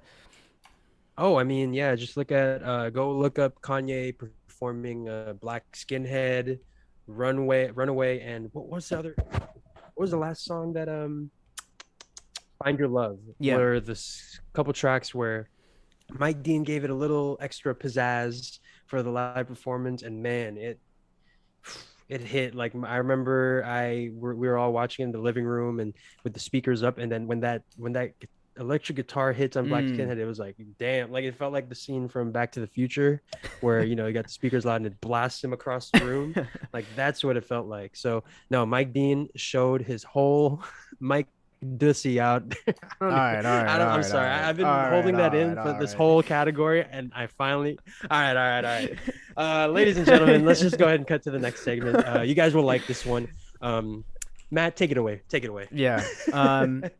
Appreciate you guys showing us your score in the chat. Look like Curry and Jasmine are tied for 6 out of 10. If anyone has a better score than that, Oh, yeah. leave it in the chat because I'm curious. But that's a pretty good score. That's a little bit over half. But anyway, Yeah. with the Mike Dussy out the way, let's cut to let's cut to our last little appearance by our friends over at the Our Thoughts studio. Because obviously right now we're in the Dolby Theater. Let's talk about some. Let's do a fan favorite segment that usually we do on our regular live streams, but we figured let's do a special one for this year's Our Thoughts Award. And you know what? Why don't we have the boys themselves let you know what is coming up next? Amazing show so far. Unfortunately, this will be the last you'll see of us as our little intermissions throughout the show. But before the main event, the big hitter round, which I know all of you guys are waiting for. But before we get to the main big awards, The main course. let's have a little bit of an appetizer. Finish our Okay. finish our first course with a 2021 draft pick. I know y'all love these drafts. If you haven't seen our drafts, we do them on our live streams every time. We've done a draft for our Fantasy Weekend album. We've done one for our Fantasy R&B album. And tonight, we will be doing our 2021 EP draft of the year. Basically, we'll go back into any album that came out in 2021 and create our own version of an EP, and I guess we can kind of take any lane or any direction that we wanted to. I'm sure we're gonna have two very different EPs. Let's go into our picks, and you guys can let us know below which playlist or which EP you guys prefer. And of course, you can add them to your Spotify and follow us on Spotify as well. We got a lot of really dope playlists on there if you want some vibes. So yeah, let's get into it. Let's do it. I have a coin here. Real quick, let's flip it. I have an actual coin. All right, that's we got great. a real coin. We're used to doing virtual coin flips, so this is like, all right. So you call I'm it. I'm not rigging this one. Yes. If you guys don't know, Matt has won every single coin toss so far. So here we go. This is clean as it gets here. Heads, tails. Why don't you call it in the air? Let's do it. Ready? Tails.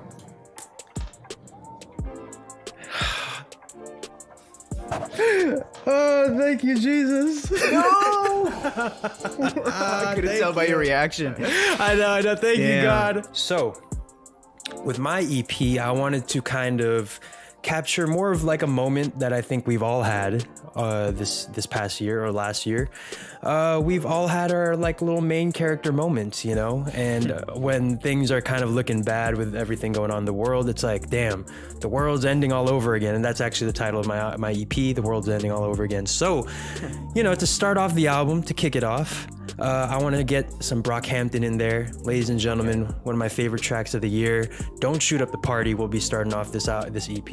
It's kind of just this super chaotic record, and I think that's kind of captures the essence of, how I want to intro this album, or EP. Yeah, so, bruh, that's crazy. I also have a Brockhampton song on here. I swear to God, and man, you were really close to choosing the one that I was gonna choose. I thought you were gonna say mine, but oh God, no, Don't Shoot Up the Party is fire.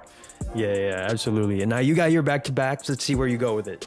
Okay. Actually, real quick, reveal your Brockhampton pick. Okay, I'll do that first. So with my EP, last year was a dope year for rap. Yeah. And I wanted to celebrate that with some of my favorite rap cuts of some projects that were released last year. I'll go ahead and start with one of my favorite albums, Roadrunner, New Light, New Machine, of course, by Brockhampton. Their last project together, which is crazy. And this time I went with What's the Occasion, which is the big kind of grand, big, My Beautiful Dark Twisted Fantasy, Kanye-esque percussion and climax on it, something really grand and celebratory. That is coming in at my 4th spot on my track list, right before the end. I'll reveal the first track as well.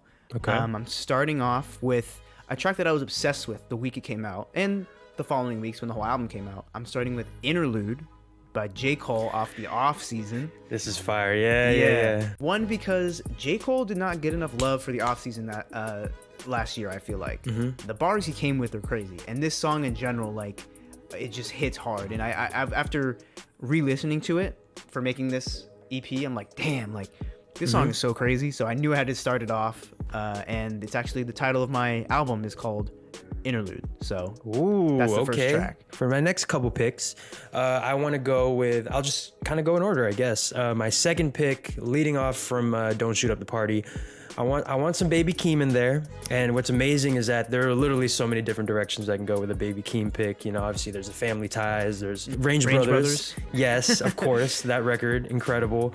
However, I want something to kind of capture that, like, after the chaos of Don't Shoot Up the Party, I want that kind of mellow, kind of crash, that hangover.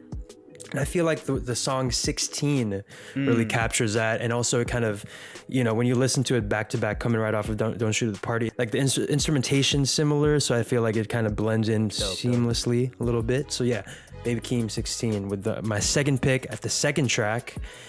And then in my third track, I also do want to show some love to an album that I feel like kind of got swept under the rug. Young Thug came out with an album with Punk. What's that smile? Keep going, bro. Keep going. No, don't tell me. Just keep going. So I want... I'm so nervous. For this next track, I would love to take Stupid / Asking off of his latest album, Punk. It's a very emotional song, he kind of sings his ass off on that song. So I definitely want that on there. Super dramatic, fits the tone of the album I'm going for. Yeah, there you go. Back-to-back picks. What the fuck is going on over here, man? Bro, I'm convinced we've made the same EP. Like, Not the same songs, but we the just picked the projects. same albums. or the same exact albums. Okay. Jesus Christ. Okay. I can only reveal one of my picks, right? Because you had the back-to-back, or do I get back-to-back now? I think every time we switch over, it's back-to-backs. Okay. Yeah. All right. Well, then I'll reveal my 2 tracks. Track number 2 after Interlude is have to show love to Baby Keem as well.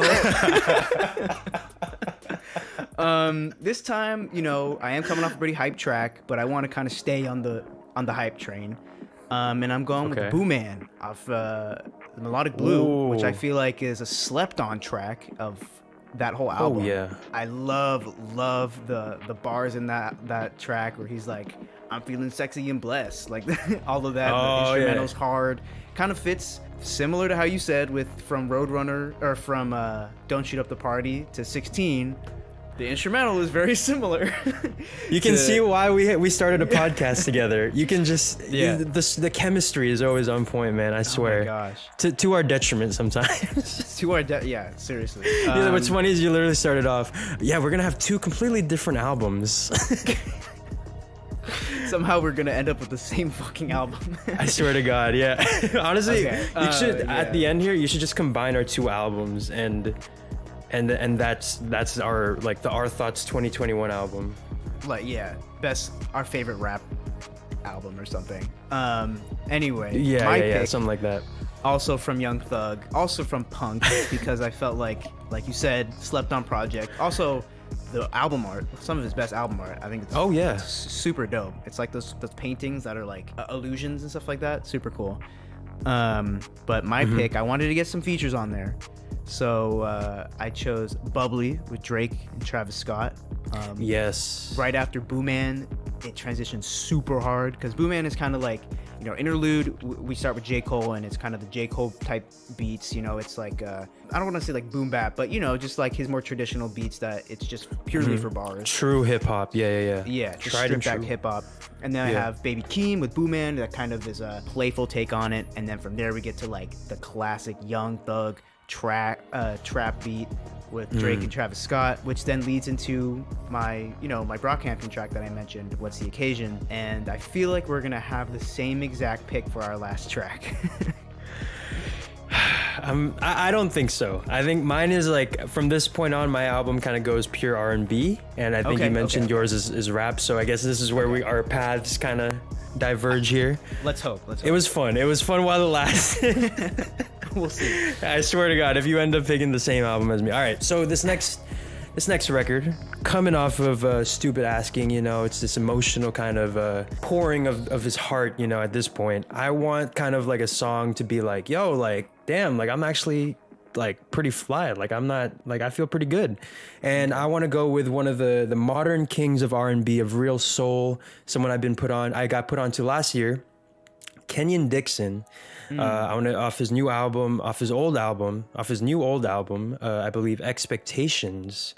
I want to get Hard Way by Kenyon Dixon. If you guys haven't heard it, it's this acoustic record, super soulful. It's all about, whoever this girl is that he's talking about is going to find out that she left a pretty good dude, and that it's like she's going to find out the hard way. So I love the idea of that, of stupid and asking, we're kind of sad and sulking and all of that, and all of a sudden we're like, it's not bad, we're all right. And to end off the album, I want to end it with a kind of melancholic note, but also kind of a climactic moment. And it was very hard finding a song that fits that mold, especially because we only have 5 records to choose. But there is one perfect record nominated for an Our Thoughts Award tonight. Ladies and gentlemen, off of James Blake's album, Friends That Break Your Heart, I want Say What You Will. Whew. You guys, if you guys heard the song, you guys know what moment I'm talking about. That is just such a climactic moment. It really feel like your heart soar towards that moment. That's it. Yeah. Dang. How about you, man? Dope record. I love the starting out super strong and ending on a fairly melancholic but positive note. I can get behind that. Yeah, but remember, something to remind us that things aren't that bad. Things sometimes aren't that bad. Yeah. So definitely a reminder we all need. I need it for sure sometimes.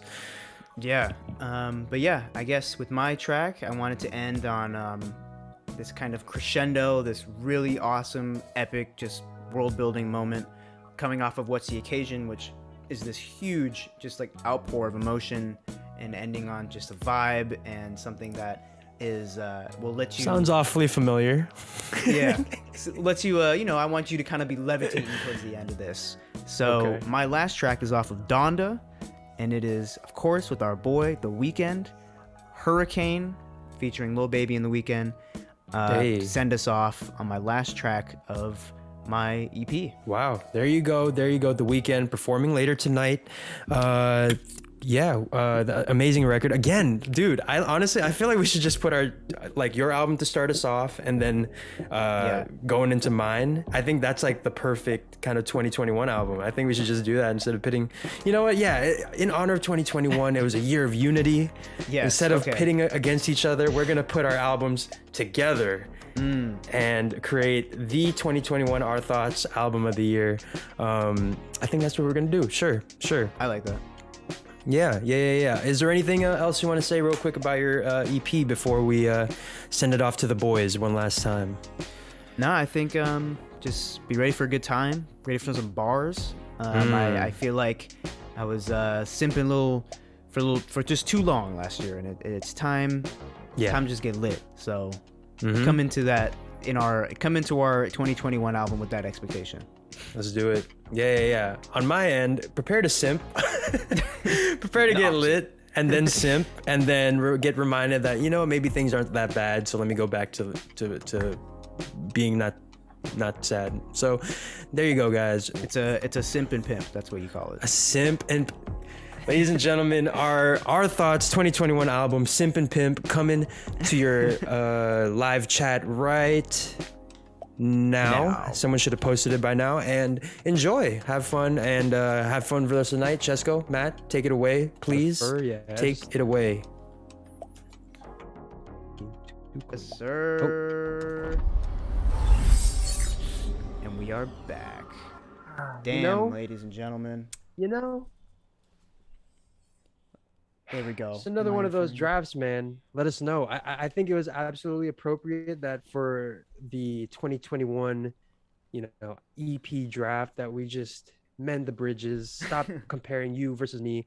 Let's just put the albums together. So here you go. I'm about to post the link real quick. Yes, I see some people are asking for it, but there you go. That'll take us right to or take you guys right to our new album, Simp and Pimp. Yes. Curated by yours truly, Matt Cesco. Pimp. So yeah, enjoy. And somehow I was flabbergasted at how we somehow started off with the same 3 artists, same 3 albums. I was like, might as well just choose the same songs. But yeah, I thought and I was also being unique.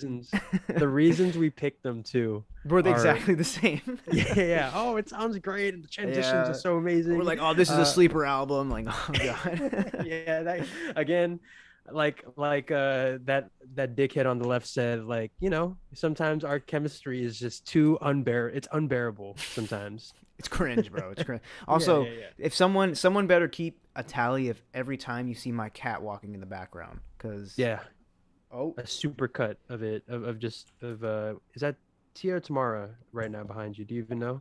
Did you see one behind me right now? Oh no, I did not. Oh, well, I thought you were saying because you saw one, but if she's not there, then we're good. But maybe you'll see her in a second. Yeah. They look the same, so you can't even tell. I like to imagine the very first whoever decides to make a fan cam of the Our Thoughts is just going to be TR tomorrow walking in the background. It's going to be a fan cam of her. They deserve it. There you go.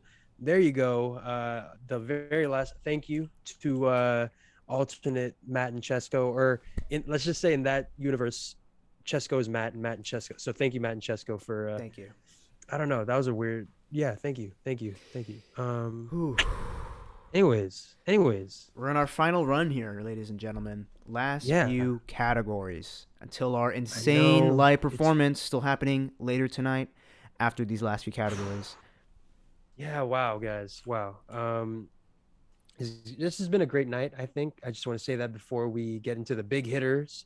This is the big awards that, you guys we aim to really show that you really took this year, or not this year, last year, 2021. But I don't know. Thank you guys for coming. Thank you for showing out. This has been an amazing show so far. So just want to say that real quick before we get into this next category, man. You and I, we love films. We love the way that people are able to, express themselves through film and also through music. So the fact that these artists have done a great job at putting them together, we're going to go ahead and celebrate some of the best music videos of the year. Yes, sir. Your nominees are, ladies and gentlemen, we got The Weeknd with Take My Breath. We got Silk Sonic, Smoking Out the Window. Doja Cat, Need to Know. Drake, Future, Young Thug, and Kawhi Leonard with Way Too Sexy. Baby Keem and Kendrick Lamar, Family Ties. Olivia Rodrigo, Good For You. And Migos with Avalanche. Yes, sir. Man, some insane music videos this year, for sure. I mean, obviously, The Weeknd has been absolutely killing it with his music videos, and I cannot wait to see what this live stream performance, whatever the Amazon video exclusive like Dawn FM experience thing he has going on is going to be insane. I mean, Silk Sonic has been doing some iconic performances, both live and in their music videos. I mean, can we talk about the Way Too Sexy music video real quick though? Like, let's do it. Why not? What was your opinion on that? I think it set the tone for Drake's whole era he's going through right now, where it's just like kind of a joke, the downfall, kind of hilarious, but also like I kind of wish you did more. But then and kind of star-studded that it doesn't really hold up. Like Kawhi Leonard being there was hilarious though. I'm gonna say that Kawhi there couldn't have been a better inclusion for that music video than the straight-faced, Kawhi Leonard trying to keep up with the choreography of the 2000s R&B style dancing. Like I love that. But I mean, I thought it was really fun. Like him with the little fat suit was great. Him swerving his hips to the, I think it was like a John Travolta homage. Like I love that. But yeah, I don't know. I thought it was just super fun. Do you have any hot takes about Way Too Sexy? Other than it being the ultimate male anthem song. Yeah, this is like, I think it was a moment where I'm like, okay, maybe Drake maybe he's just like kind of self-aware, but then sometimes I'm like, I don't really know if he is, because I feel like he'll do something like this and you're like, oh man, it's Drake, like he's just fucking around. But then I think he like genuinely thinks like, this is the shit. We got Kawhi Leonard up in here, we're remaking all these iconic movie scenes, and I'm like, but I will say Way Too Sexy was a moment. It definitely deserved to be on nominated for Music Video of the Year, because it was one of the most talked about music videos of last year. But I mean, if I go down the track list here, or the nominee list, Good For You was iconic as well. Every time she dropped a music video, people were like, oh my god, new Olivia Rodrigo music video, and they're like, oh my god, this is the best thing I've ever seen. The teenage girls, they were eating it up. The Jennifer's Body homage, that was cool. I was just like, wow, like that's a very that's a memory that's locked down in the vaults of my memory. Like I did not remember that, but super cool. Family Ties, my god, when the song dropped, and when this night was a legendary night, because it was the Donda listening party, and the same night was Family Ties dropped and the music video. So I was just up way late just watching music videos and just consuming music for a while, and this one I was like, oh my god, this was so sick. Like the fact that the two of them are together, and like the PG Lang representation, and the crazy just the crazy images, like so artful, super cool. Do the dance move. Do the dance move. The yeah. No. Do the best part. Do the other one. The Kendrick. What is the other one? Oh my god. Where he's like, yeah. Iconic for that part. Yeah. Top of the morning. Let's get this shit. Honestly, Let's get this shit. Honestly, I want to see a music video for Range Brothers. Actually, that would be a cool music video, whatever that would look like. But yeah, Family Ties, incredible. Avalanche, also another great one. I really loved that. I like when anyone, in case you can't tell, with Silk Sonic, how much I love that, how much I love the Weekend. I like when they kind of commit to an image and all that. So Avalanche being this kind of like, interesting soul music video to a rap song is. I think the juxtaposition is really cool. Migos in general, solid, showing this time around with Culture 3. I think we're at. Yeah. Very solid showings. I was This happily music surprised. video.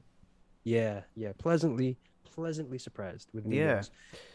And also the last music video we haven't mentioned yet, Doja Cat Need to Know. The universe building in that music video is really great. Really, this like sci-fi Blade Runner type world was really cool. A lot of alien, the makeup and prosthetic stuff was really impressive.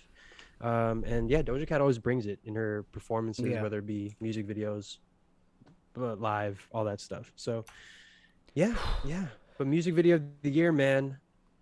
Big There can only category. be one. There can only be one. Amazing category. Yeah. For shall I reveal the winner? Man, go ahead, man. All right. Our first big hitter category of the night, music video of the year, has to go to, ladies and gentlemen, drum roll, please. We have Family Ties, Baby Keem featuring Kendrick Lamar as music video of the year. Come on now. Man, so funny story about this music video. Well, not about this music video, but it connects. I promise. Stay with me here. Junior year of high school, man. Me and Matt were talking when Damn came out, when the Humble music video came out, man. Yes. And we were like, I remember because me and Matt had video production class together. So I remember coming in the next day. I'm like, okay, I know Matt loves the Humble music video. And I said, yo, like, what'd you think of it? And he's like, I have not stopped watching it for every single day. Every time I come home, right before I sleep, I watch that music video.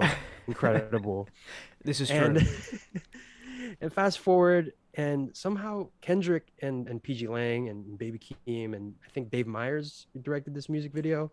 Somehow they did it again. Like, I remember when that music video came out, I texted you like, yo, how do you feel about this one?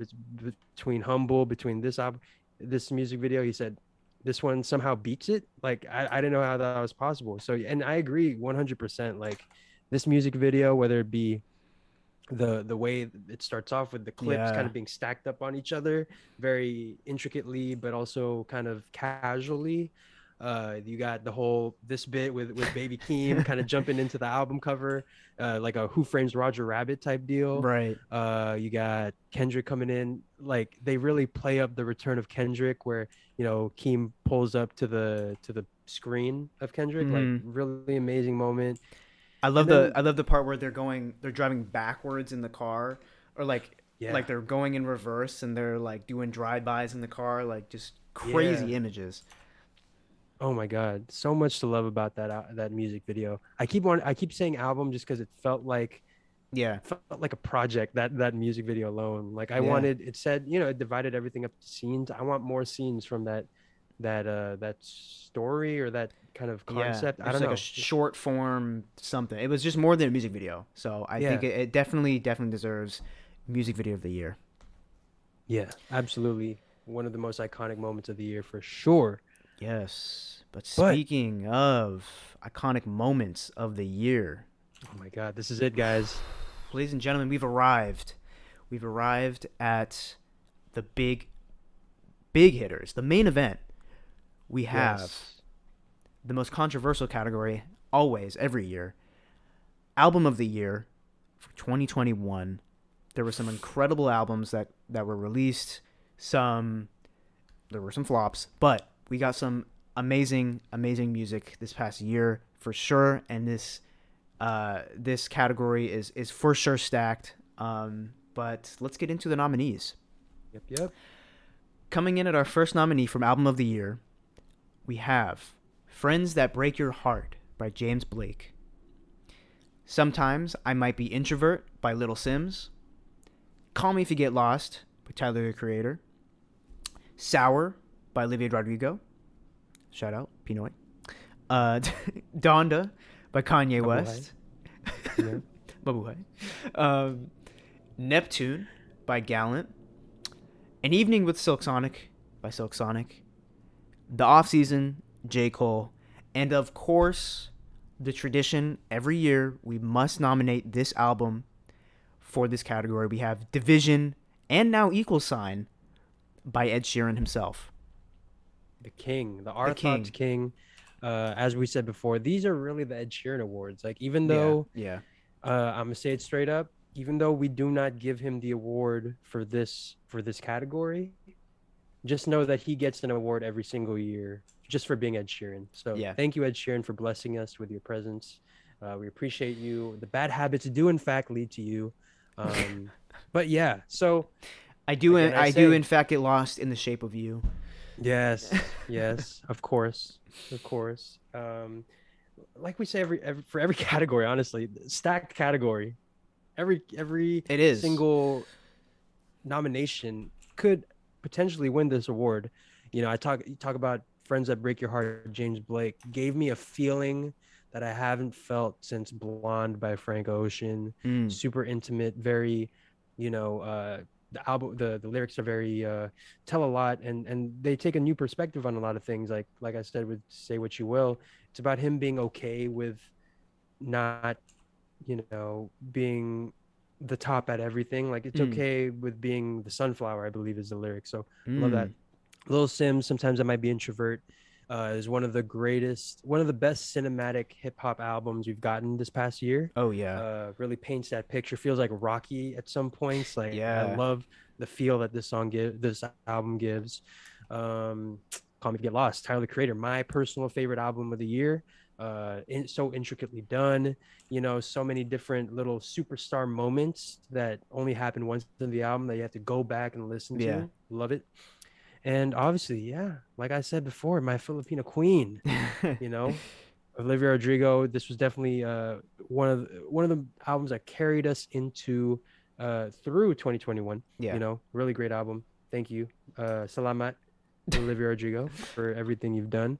You nominated Donda, Neptune, An Evening with Silk Sonic, The Off Season. Let us know, why did you nominate those albums? Well, first of all, Neptune, I think was, it's so, I know I keep saying this, it's underrated, but truly, I don't think there has been an album that has captured this 90s vibe, at least R&B, as good as Gallant did. If we're, at least in the past year, but in general, in the past few years, I think the artist who did this really well, obviously we'll have to, Bruno Mars with 24 Karat Magic was a beautiful tribute to the 90s. But I just felt like Gallant has been in a really special place in my heart for a little while. I think his album Ology, which was actually nominated for a Grammy for Best R&B or Urban Album or something, it was actually the same year that Frank Ocean won for Channel Orange. Gallant was nominated for a Grammy that same year. But since then, he's kind of been really under the radar and criminally under the radar. And I feel like it's because he's kind of wandered a little bit in his past few projects. But Neptune, I was like, oh, he's on to something here. Like, this shit is good. Obviously, Donda, most talked about album of last year. Most iconic moments of Kanye West's career. It's still happening right now. Had to throw that on here. An Evening with Silk Sonic, please, this album, nothing has made me as happy as listening to this album for the first time. So had to throw it on here. I mean, the album is fucking iconic, and I love that we can go back. Or you say how it's insane that this album lives right now, and that we can go back to it 20 years from now, and it's still gonna be just as good. And then Off Season, of course, J. Cole. I feel like we kind of mentioned in our complex list how when we were reacting to the best rappers alive, how very little J. Cole representation. And J. Cole clearly is a huge name. And we talk about Three-Headed Snake. J. Cole is always usually within that, that conversation. And I feel like he really came back this year and Off season really made me fall in love with just hard, rap again. I mean, I love rap, but I was really on a R&B vibe for a while. But when Off Season came out, when Call Me If You Get Lost came out, I was like, oh, these dudes are rapping. Like, it's time to get back into it. And then of course, Division by Ed Sheeran, greatest album of all time. I think we just need to like throw that in there just so you guys don't forget. But like I said, I feel like this is such a stacked list. I've one of the most stacked album of the year nomination lists in a while. Yeah, I like what you said about J. Cole. It's really interesting that he came out with a song called Middle Child, because it feels like out of the three-headed monster, he has become that middle child where he doesn't get that same respect, that same love that Drake, that Kendrick gets, even though Kendrick hasn't dropped with the same consistency as Cole does. Yeah, I don't know. It's really interesting that he gets that treatment. And yeah. Let us know, y'all. Ladies and gentlemen, of all these, which one you want to win before we announce the winner? I've been seeing. I know Curry. What is your album of the year? Yeah, let us know. Even if it's not on this list, let us know. I know Curry. He's vouching for. I know you're vouching for Ed Sheeran. You do every time. Josh really wants Tyler the Creator. Good choice. Any love for Khaled out there? Any love? Any Khaled stands? Any Khaled stands? Nope. No. Okay. Nav? Any Brown Boy fans? Nope. All right. Going once? Nope. Okay. Let's see. But yeah, there you go. Those are the nominees. I think we're ready. Ladies and gentlemen, the album of the year for the year of 2021 is. I'm gonna need a long drum roll for this one. Drum roll. Drum roll. Drum roll. Drum roll. Ladies and gentlemen, album of the year, An Evening with Silk Sonic. Woo! By Silk Sonic. Oh my god. What I wanted to say before that I just kind of wanted to save until after we announced it, about what you said, us like, going back to this album in 20 years and like showing it to our kids or whatever. I feel like that would be a cool segment, by the way, is like, what are the first like 5 albums we would show our kids and be like, yo, like, oh, I thought you meant put like you onto this kind of thing. I thought you meant like, let's do a segment in 20 years where we show our kids. Oh shit, no, let's let's do that too. Why not?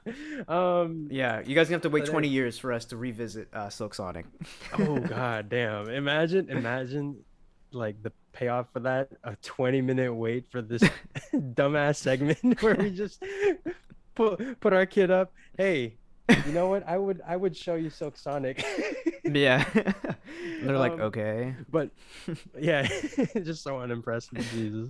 But no, what you're saying about that, yeah, it's definitely one of those albums that I know for sure I'm gonna put, like, if my kid plays it or something, I'll be like, man, what you know about that, man? Right. I know people have said that.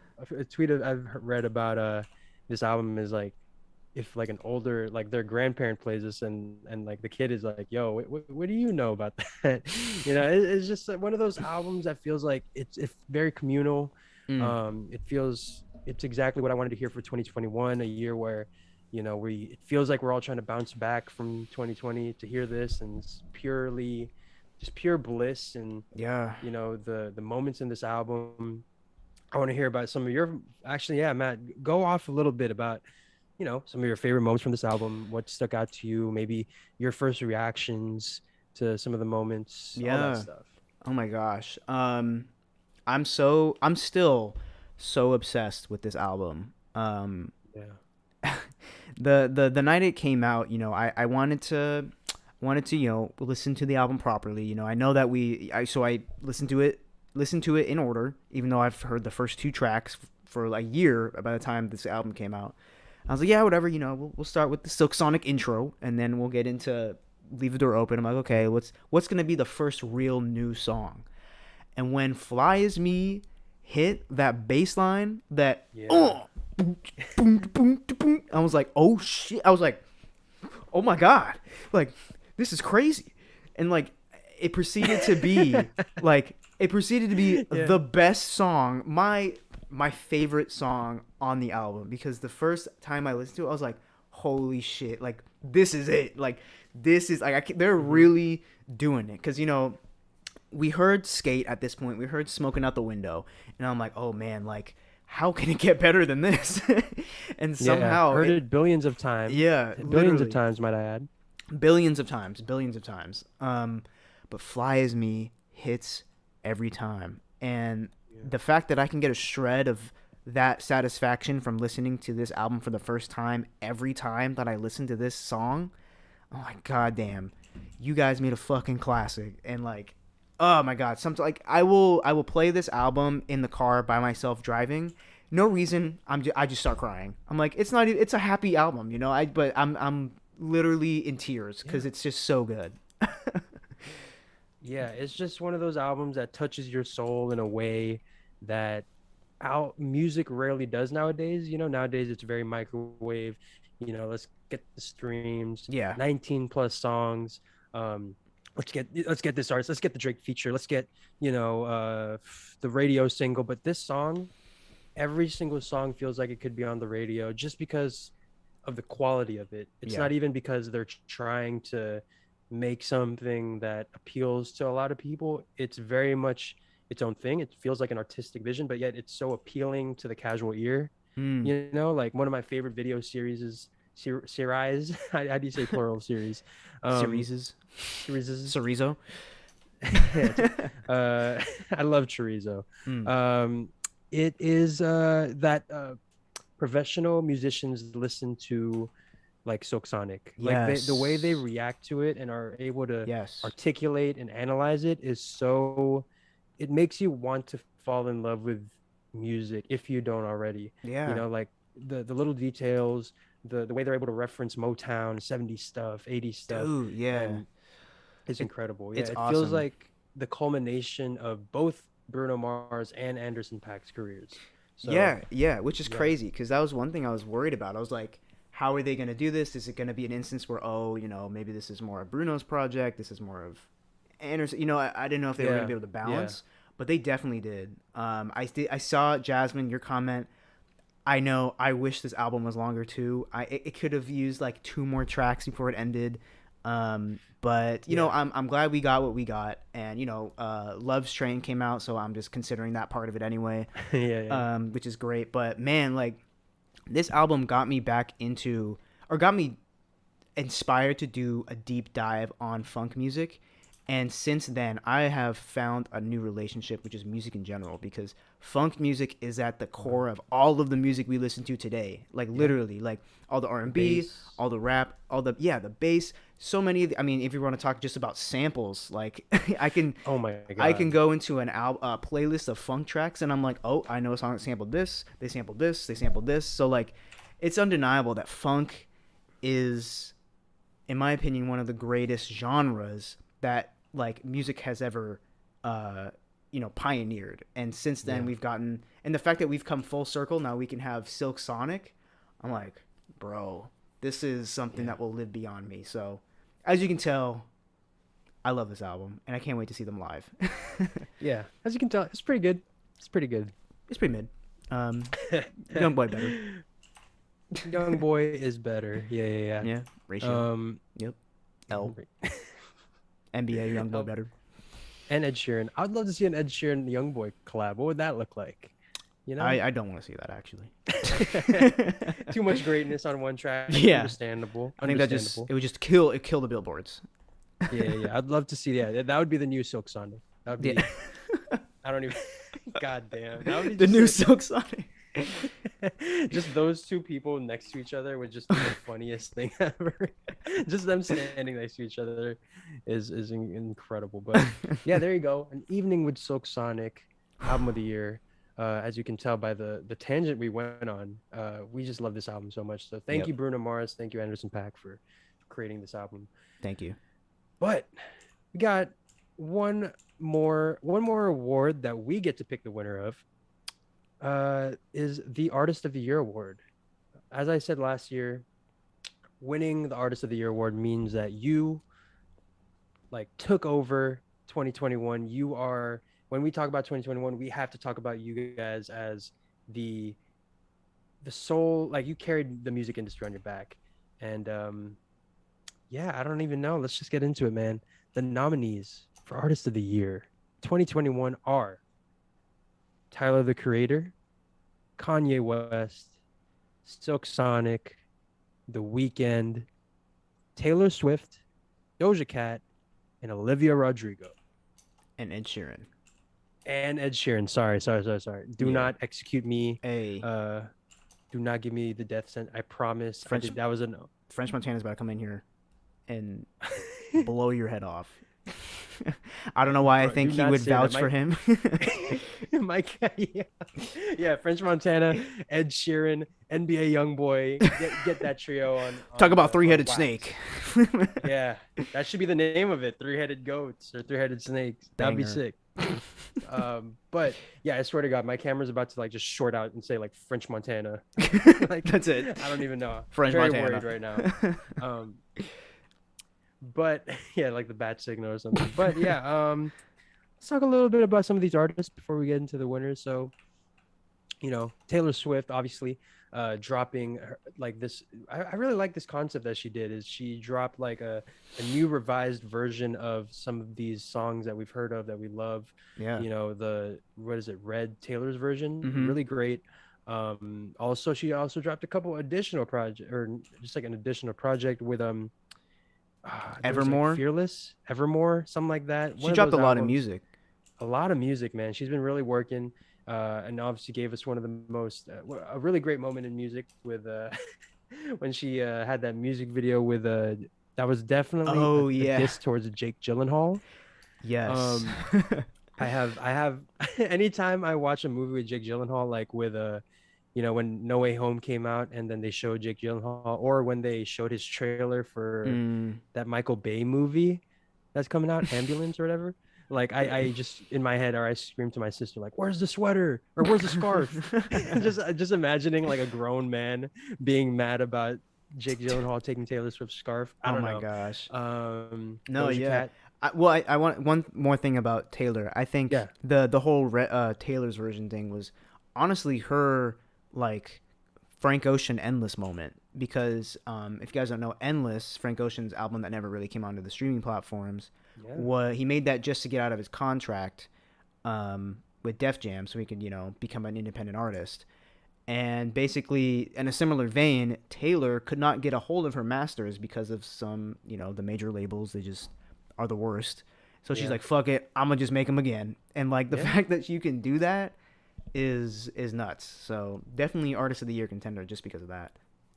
Yeah, I mean, that opens a door. Now people can do that now. Not even just, her genre of pop, but, like, maybe hip-hop. Like, maybe we see someone like a Jay-Z remaster some of his old songs and add a new beat and to a record that he's already done. I don't know. It just could open so many different doors. Bad Habits Brown Boy version.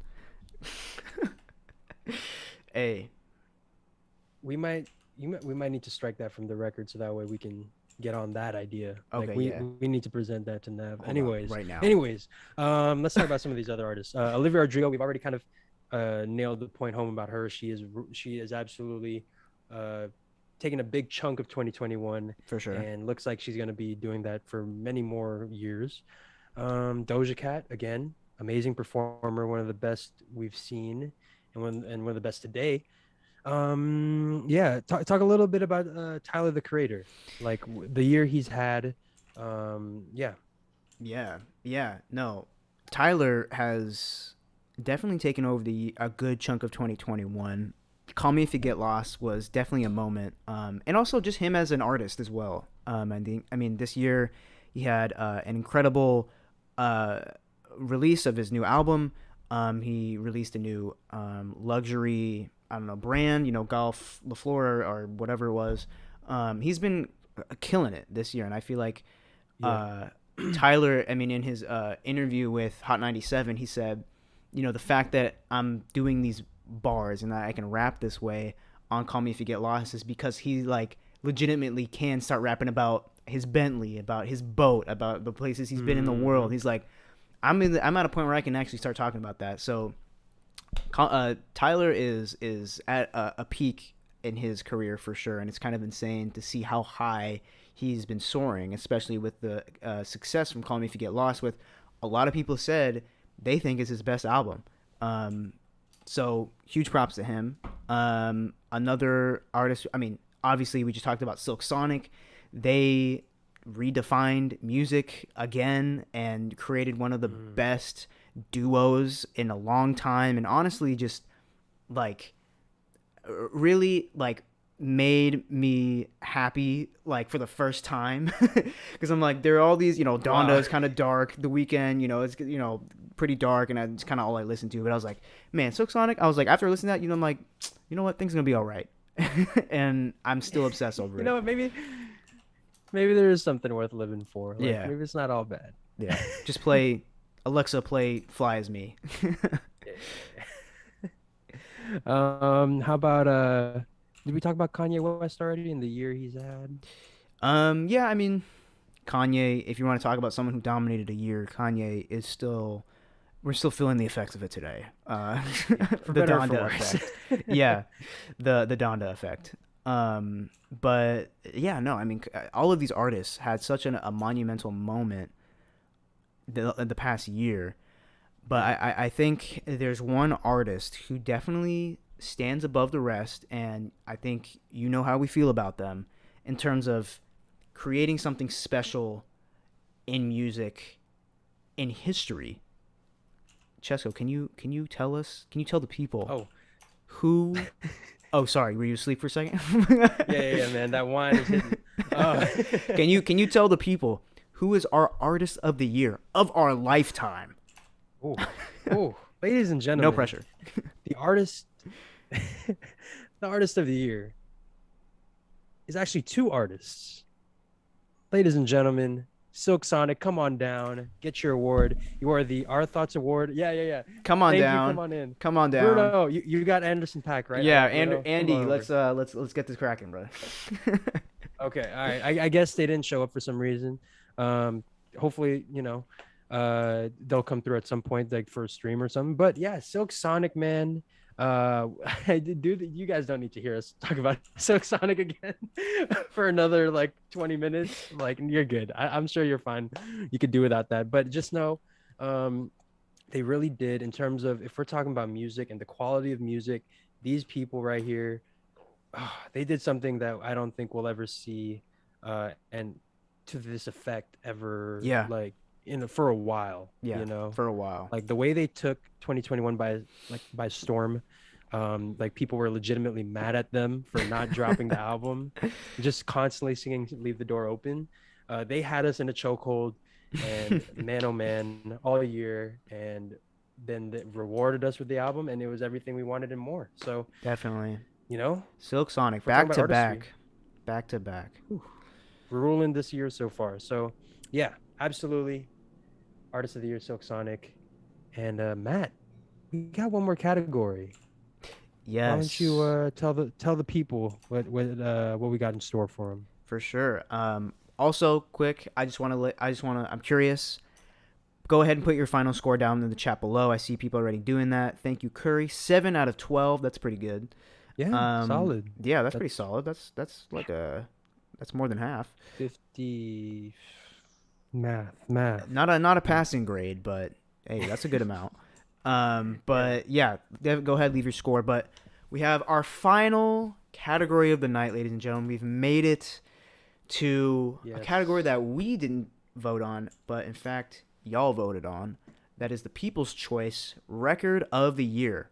And if you had voted in my poll on Instagram, thank you very much for your votes. We had a lot of votes this time around. We usually get a good solid handful, but I think we're over 70 people who voted throughout every poll.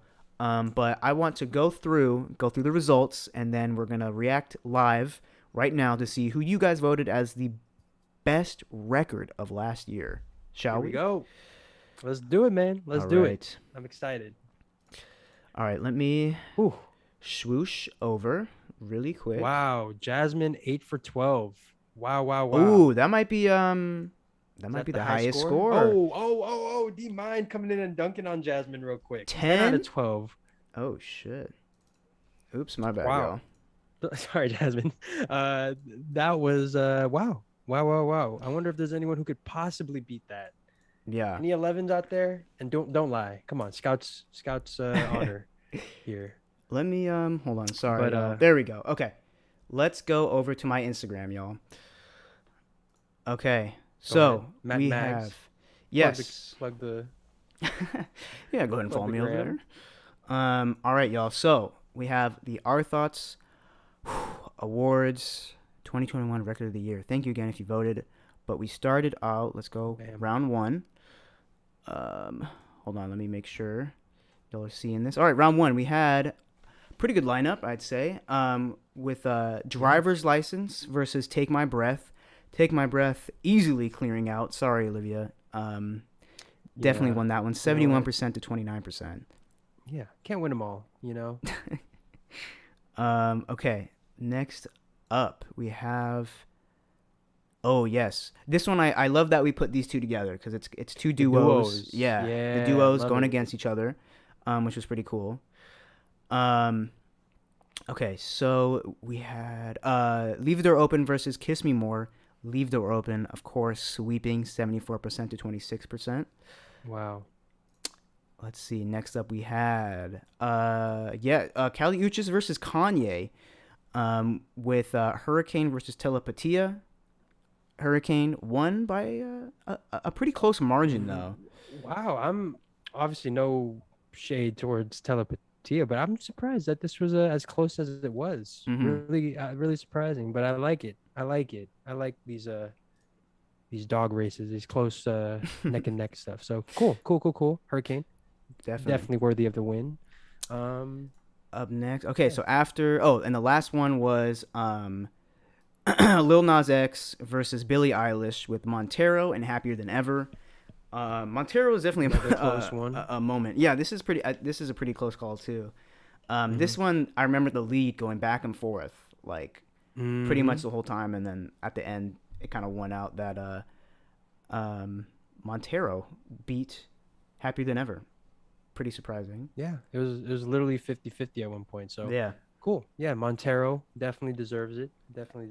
Yes, and that leaves us into round two. We had this is so close. Oh my god. We had This was a heartbreak either way, man. Yeah. This was gonna be sad either way. But yes, yeah. Take My Breath versus Leave the Door Open. Three of our goats. Mhm. Damn, man, really close. Honestly, I love it either way. I was gonna say good for the winner, bad for the loser, but honestly, I'm sad that this isn't the finale, man. Yeah, dude, I really thought that The Weeknd was going to pull this one out.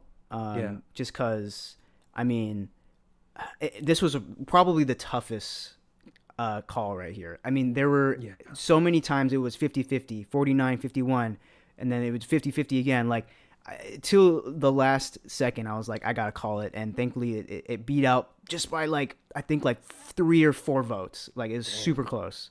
But that leave it open to move on to the next round.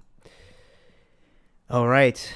And we had, Montero versus Hurricane. Hurricane beating Montero very easily. You know, if it's any consolation, y'all, Hurricane has The Weeknd. Okay, so it's not that big of a deal. The Weeknd did make it to the finals. Yeah. No, don't worry. He's on there. And let's be honest, the reason why Hurricane is as good as it is very much a big part because of The Weeknd. So, you know, take some solace in that. Let's see how this finale rolls out, man. Yeah, so that left the very last round, the final round, Record of the Year, People's Choice. We had Bam. Leave the Door Open versus Hurricane. Oh my God, do I have to vote in order to see the results? Oh boy. Okay, y'all. Okay, this one we can check on our phone, on your phone to see maybe who the final vote. Who do y'all want to win? Do you want Leave the Door Open or Hurricane? Let us know. One of them is Silk Sonic. One of them is The Weeknd. There are 2 ways I feel like we could do this. Either we cut to a camera of us and react on your phone, or we poll the viewers right now and then have them like decide like a live vote to see who our vote goes to, just in case it's a close one. if it sways the vote somehow. Which do you think is less tedious? Um. Oh, hello. Oh, hello. Sorry. Let's go back to let me go back. Oh, here's Cesco. Let me go back to the poll. My bad, y'all. What? Okay. So Oh. should I do people saying use the door, leave the door open? Wait. Okay. Explain to me the situation again. Either we just cut to a live camera and just like look at it on your phone and just react to Okay. it, or we poll and like it's okay. It's very complicated. Let's just You know what? maybe let's I'll cut to myself right now. Yeah. Okay. All right. I'm going to react. I have the results on here. The only reason I don't want to vote is cuz I don't want to sway. Like I have no idea what the results Yeah.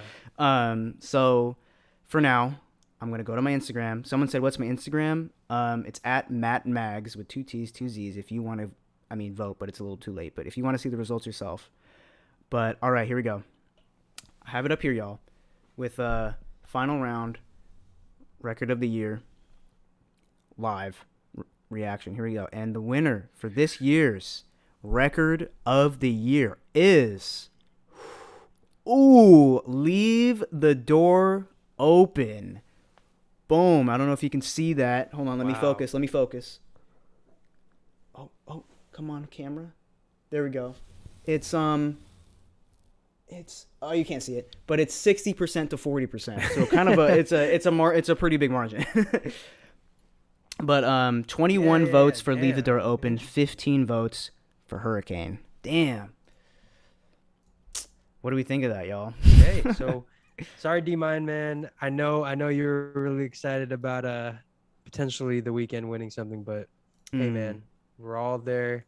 I mean, at least if he had to lose to someone, he had to lose to the at least artist of the year. Mhm. You know, the artist of the year, the album of the year. Now, record of the year. Damn. So Silk Sonic kind of swept the main categories. You know, They really did. which is I think it's okay. I mean, the weekend won a lot of last year's awards. So, Yes.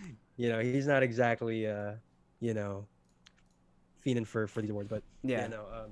Damn. Thank you to all the nominees. Thank you to everyone who voted. You guys are absolutely incredible. Yeah, thank you for letting us.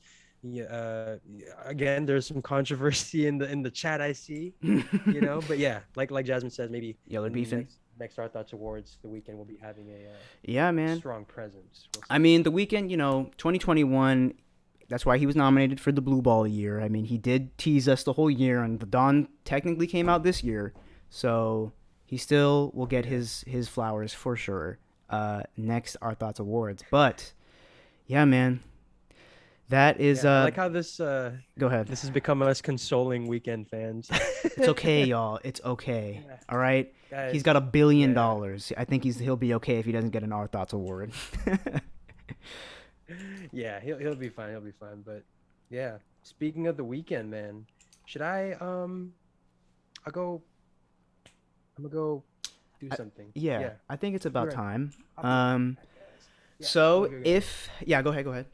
If you have made it this far, I want to say personally, thank you. We've put a lot of hours into this show. Our Thoughts Awards is kind of our baby every year, and this honestly has been one of the best years in terms of just how the look and the segments and stuff like that. And we thought, what better to do than end this year's Our Thoughts Awards on the biggest performance of the year. Go ahead, let me know who you think it is down in the comments below. But thankfully, we've been able to book this guy live to perform something off of his incredible album that came out not too long ago. Let me know who y'all think it is. It is really about to happen, yo. It is really about to happen, Joshua. Ed Sheeran, that's a good guess. Unfortunately, he's a little bit out of our pay range. Of $20, I can't pay that much. But anyways, Cesco right now is actually, he somehow has transported himself to Hollywood again, and he's gonna be reporting to us live from the Dolby Theater to introduce to all of y'all the live performer of the night. So, without further ado, Cesco, paging Cesco, swooshing it over to you to introduce this year's live performer.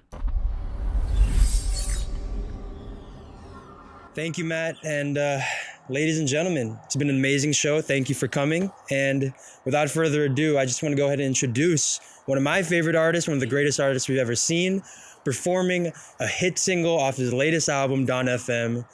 Ladies and gentlemen, The WEEKND.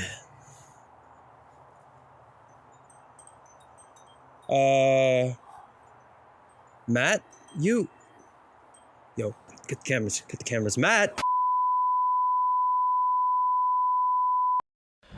Thank you for tossing it over. Amazing.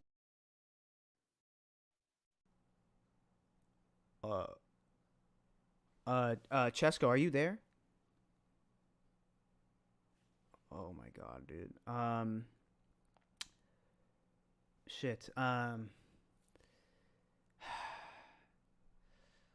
Look, y'all. Hold on. We gotta. Fuck. Hold on.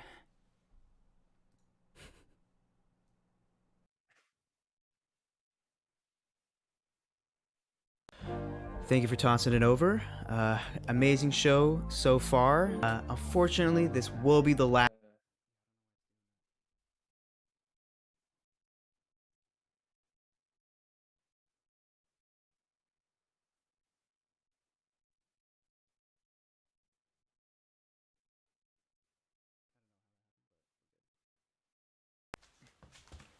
Dude, Oh my god. what are we gonna do? We promised a whole live performance to cap off the show. What happened? Did we even book him? That's what I thought, bruh. I was talking to Lamar, and he let me know like we were locked in. Fuck, man. At this point, can we get Lamar to sing? Anything, bro. I'm sorry, guys. This is not what we had planned. We really wanted to like end this on a bang. But I guess we're gonna have to just cut the show here. Sorry, y'all. Yeah.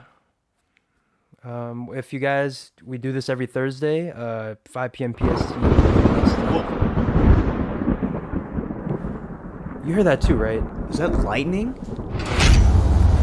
God. Oh shit. Not this again. Yo, what is that bright light? I can't see shit. And the sky will open up from the heavens above as a divine presence graces thee. My brothers, our days are numbered. Are you God? My mission has been lost, and the sin of man has cast a dark shadow on all that is beautiful. What do you want us to do? My brothers, you are the only ones who can save the game. You must relinquish and rebuke and lead the future generations. For you must save hip-hop. Oh my god. It's happening. I feel the power. Sing, my children. But got to let the beat like, is this what he meant? Yeah. I've ascended, call that heaven sent. Yeah. Crowd of peasants, let me show you who you dealing with. Yeah. This a real book of Genesis. Yeah. I saw the light and now I got a mission. These bars just appearing like I'm a magician. God came down to earth and said our names. Said Cesco and I are the only hope to save the rap game. Yeah, I got a hit on me. They want me living or dead. I advise my opponents that all of you suckers should go for the head. I am next level like I'm Super Saiyan. Our thoughts re on you. We serving that quality content again and again and again and again and again. Yeah, they say them boys be a handful. We're bringing the end of the earth. That's just what it says in the Bible. Don't think I don't see you hating. The first step is always denial. My snipers be hitting from deep. Right at the buzzer like Michael. Right at the buzzer like Michael. Red jacket or jersey, it don't matter. Your girl said she not into labels, but she call out my name like I'm able. Watch out when I go to your section. I'm blessed like divine intervention. What's funny is we don't even rap, and now we're going back. back to back. To back, got racks on racks. They call me Santa by the size of my sack. The other day she said that y'all two were through. Then said what's up blood to my balls cause they never blew. Never blue, we keep it green like a bank. Biggest defense since the Titanic sank. Out of the soul like our astronauts. We're not even rappers, just giving our thoughts. Just giving our thoughts. Yeah. Our Thoughts EP. Do you think would happen? Check again. Guys, Ooh, ladies and gentlemen. man, Whew. I am exhausted, man. It's really tiring out here saving the rap game, man. It really So, is, yo. And you know what? Thank you, God. Thank you, God, for blessing us and giving us the opportunity. I'm sorry. I just finally saw you on screen, and that's the funniest shit. But I love it. I love it. So, yeah, you know what? Sorry, guys. The weekend could not show out. It sucks, I know. But I feel like you somehow got something even better. I That's think not my I place to say, but I think I have to agree. yeah. I think that was iconic, man. I know y'all were expecting the weekend, or at least Ed Sheeran, but We were. yeah. But hey, you got your boys. There you go, guys. That is the Our Thoughts Awards. Thank you all for coming. We made Round of it. applause for yourselves. Thank you for showing out. Yeah, man, like Matt said, we put a lot of hours into this one, a lot of work. This was definitely the most intricate show we've ever done. So we appreciate you guys for sticking along or staying with us and hanging out and just vibing. And if you guys are watching this playback, hi, leave a comment, leave a like. We do videos like this all the time with quality like this because of you guys, because of super chats and donations from you guys. What a year it's been, man, for not just music, but for us, Our Thoughts podcast, man. Yes. Incredible. Celebration Incredible. of the Anything, podcast. You got to say before we kind of get into like the little post show? Yeah, man. Yeah, Well, first of absolutely. all, So- Gin the Potato, thank you very much for the $5. Appreciate that coming through at the Oh. end there. But yeah, man. Someone said, is this what the weekend canceled? Yeah, this is. He had a big announcement yesterday that he was going to be on this show. Yeah. Obviously, for there were some events that he had to postpone, and unfortunately, we didn't know that until very last minute. But thankfully, we had a little something up our sleeve. So, yeah. But in all seriousness, thank you guys for sticking it out. We just do the fucking most for this podcast just because we can, clearly. But yeah, man, appreciate you guys so much. Let us know what you guys thought of the nominations, of the awards. And I think who was it that won the best? Who had the highest score? I don't know if you remember. I believe it was D Mind. D Mind. Yeah, it was D Mind, I believe, with 10 out of 12. So shout out to you, D Mind. You get the big award of the Our Thoughts Viewer of the Year. Here's Congrats your to award. you. Here's your award, D Mine. Yes, it's really great. Oh, shit. damn. D Mine. Oh. Yo, my guy did not deserve that, man. Sorry, Oh I'm my sorry, y'all. I'm God. sorry. It's just I'm still off He the is high of feeling- it's- performing. Yeah, it's the Donda jacket, man. He our deepest apology. He's just feeling himself a bit much right now. Don't worry about it. Don't worry Yeah. about it. No, he doesn't mean that. No, he doesn't mean it's that. the Kanyefication of me right now. The Kanye. Yeah, man. But we're just gonna hang out for a couple minutes, just talk about some of the stuff that we missed, that we weren't able to really talk about because of the show. But yeah, man, let's talk about the weekend. Something that what he probably canceled on us for was the Don FM experience thing that's coming. Yeah. What? Oh wait, you think that's what he canceled? Because I thought it was the tour dates. He was gonna announce the tour dates. Oh, sorry. Yeah. Sorry. Scratch what I said. But yeah, 26th, he's dropping like the Dawn FM experience. It's gonna be like this Amazon Prime television special. Yeah. What do you think about it, man? We were texting a little bit about it, but oh, Jim the Potato, another donation. Oh, for Thank real? you so much, man. Ooh, another one. Thank you, Jim the Potato. Thank you to everyone who donated. We had some new unfamiliar faces in the super chats today, which was really cool.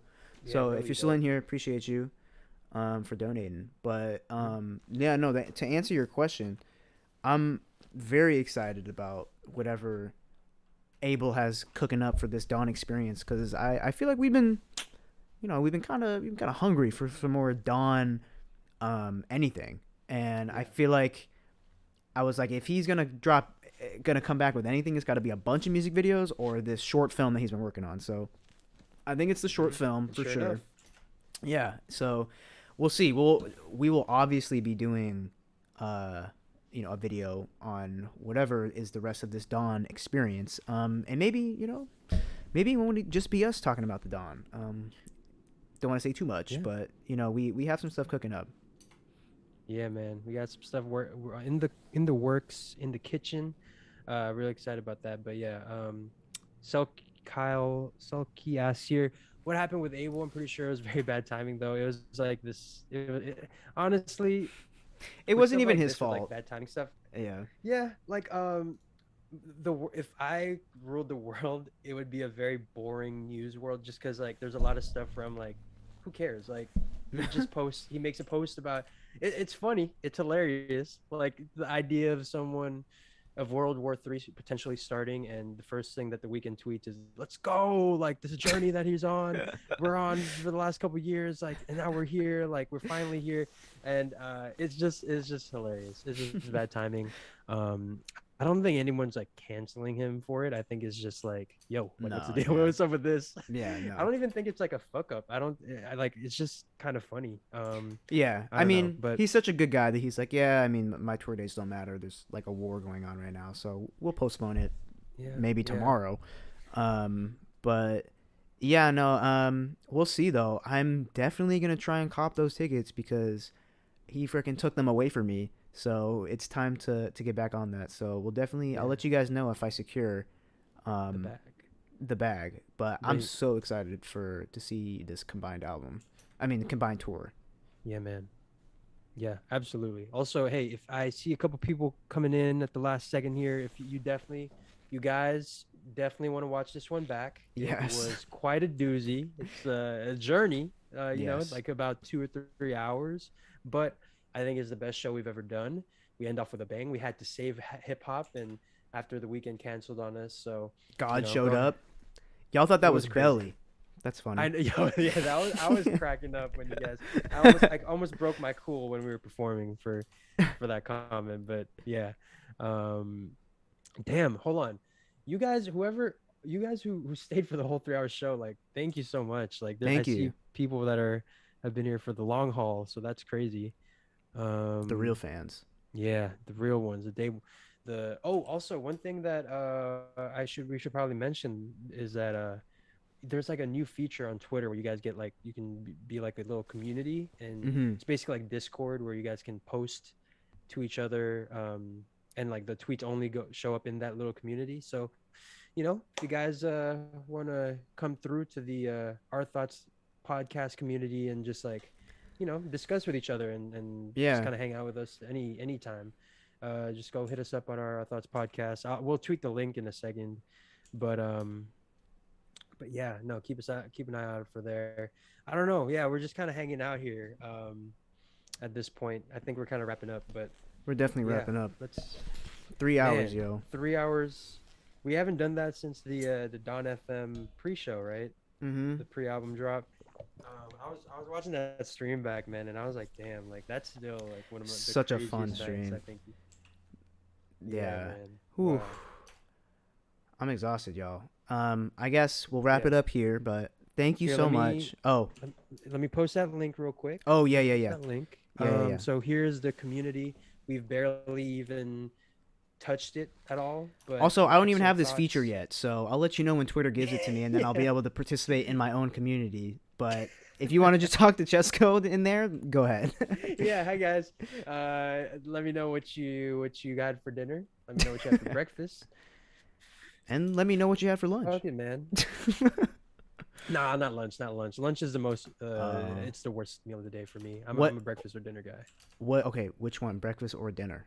This is a I'll really important question, and how you answer this is going to determine how I think about you. Okay. All right. Ladies and gentlemen, I am more of a breakfast guy. You know, I like, it's part of the reason why I love brunch so much. I love a good mimosa. I love a good omelet or an eggs Benedict. I love that. I also I'm very confused. what your No. This reaction is this is the correct answer. This is the right answer. Yeah. You look like fucking Morpheus right now. You want the red or blue? Yeah. Brunch or dinner or breakfast or dinner. You were literally the Matrix, or in like a Matrix type character for Halloween ones, I believe. So Yeah. is that where those sunglasses came from? Yeah. Oh, these are the nicer versions. Those were like Walmart ones. Oh, okay. But no, breakfast is the best meal of the day. Yeah. Not just because they tell you that, but it's just top tier. I will have breakfast for dinner. Literally. Yeah. I've had breakfast all 3 meals of the day. I'm not Really? even ashamed to. Yeah, even the worst, even the most basic breakfast spots like, IHOP, Denny's, all that stuff are still fucking good. Like, Honestly, yeah, bro. The yeah. What's your go-to at a breakfast spot? ooh, well, I mean, the thing is, when it comes to brunch, it's always just breakfast for me. I'm like, if someone orders, it's like if we're at brunch and you order like a burger, I'm like, what the fuck? It's still like, 11 a.m. Like, what's going on? Yeah. I can't be having a burger this early. Even at noon, I'm like just thinking about maybe I might have a burger for dinner. But when it comes to breakfast, I mean, eggs Benedict got to be up there with one of the best. Chilaquiles. Have you ever had that? So fucking good. Oh, I have. Yeah, man, that shit is bomb. Bomb. For real, yeah. Bomb. Let's see. I always like to get, the thing is with breakfast, you have to balance the sweet and the savory, because it's like it's hard to get, if you just get like a big plate of pancakes or French toast, it's like it's hard to finish that because it's just so sweet, especially if you get it from a good place. But usually, we'll get like a big thing of French toast for the table, and then I'll get my like, chilaquiles, or maybe I'll get breakfast nachos, or maybe I'll get an eggs Benedict, or just scramble something simple. But yeah, there's a science to it. Oh yeah, absolutely. How do you feel about eating like breakfast sausages with the pancakes, like with the maple syrup at the same time, like in the same Oh bite? yeah. That's that sweet and savory, I think, that you're talking about, that I really like. We're also getting a lot of cool messages in the chat right here. Curry will answer your questions in a second, but yeah, breakfast tacos, top tier, absolutely. Breakfast Hash browns. tacos, dude. Chorizo breakfast tacos, so good. Yeah. Also, I can't believe I forgot to mention a good old breakfast burrito, like a meaty Ooh, yeah, egg, sausage, yeah. sour cream, pico de gallo, a nice hefty breakfast burrito. Dude, Incredible. Curry, Yeah, McDonald's yeah. breakfast How is about, the only thing I'll eat from McDonald's. It's pretty good. Yeah, I love the Damn, remember when the McGriddle was just like taking the world by storm? It still is, but even their breakfast burritos. Here's a little hack for you guys. If you guys order the McDonald's breakfast burrito, 2 of them, and dip them in the sweet and sour sauce they have, it's like delicious. It's really good. Wow, It's pretty you might be solid. onto something. It's pretty solid. Holy shit, damn. But Yeah, breakfast is good. there you go.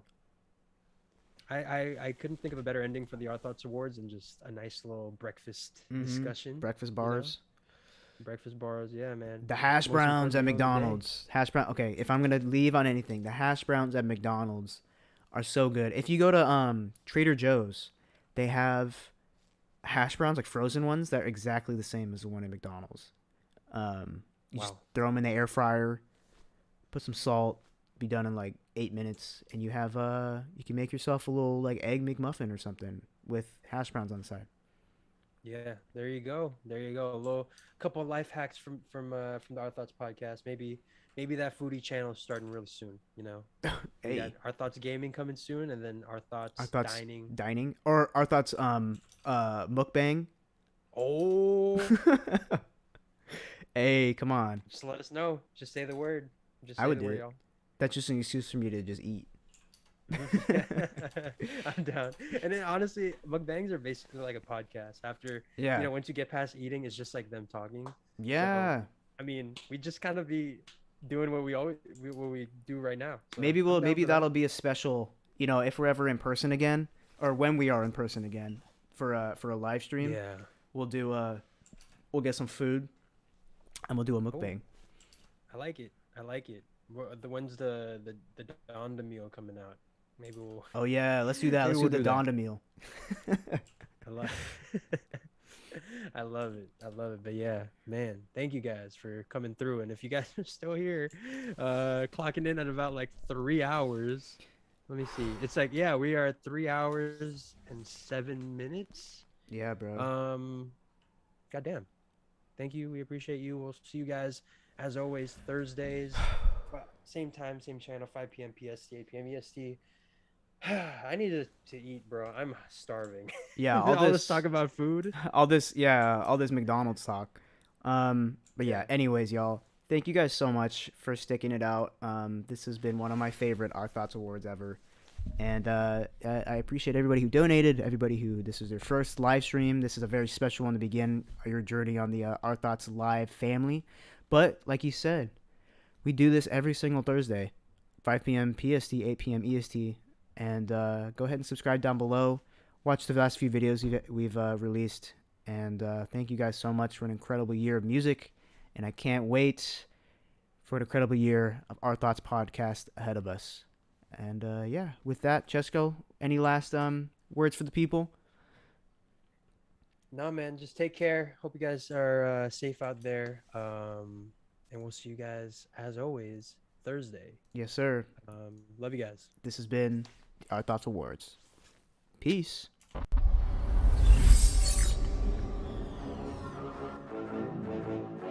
Gosh.